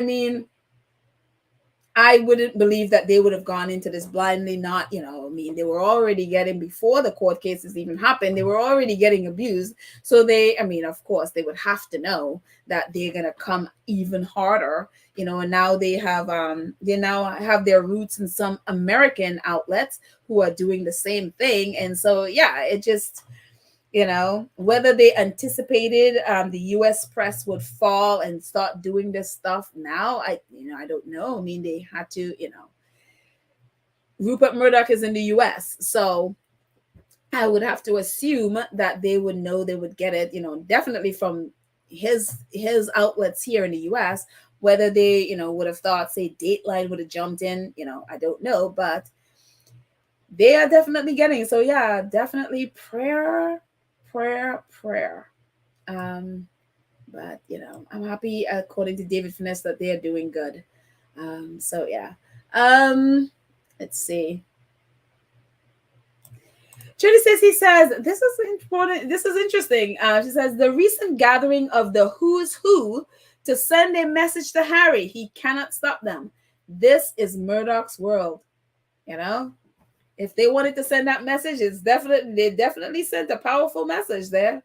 They definitely sent a powerful message to Prince Harry. If that was the point, it's definitely heard, because you put that, I mean, the upper echelons of power.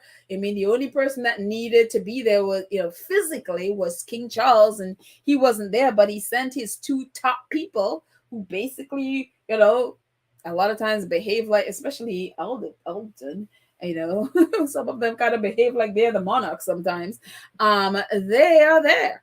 His top people are there. So it's the who is who of British, aristocracy, power, whatever it is. So if they wanted to send that message to Harry, message sent, I would say. Let's see. I am scrolling.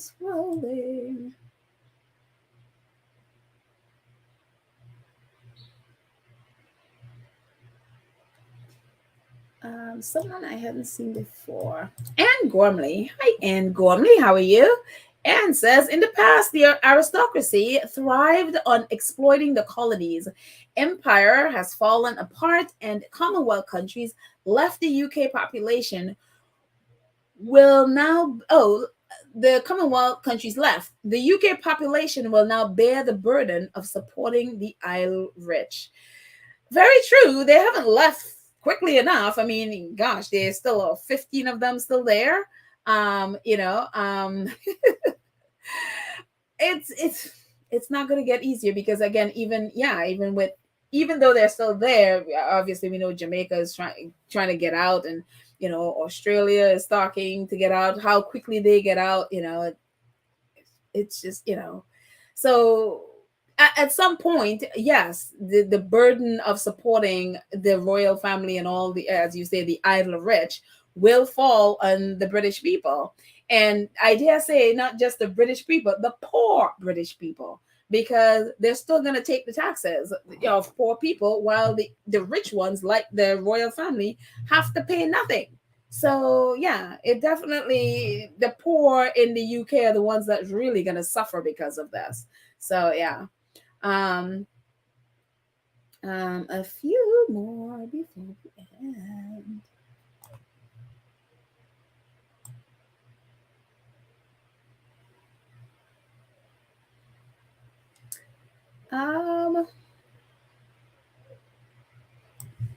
Bonnie Mighty says, no matter how much Black people they have to say the UK is not racist, it is not working. I know, right?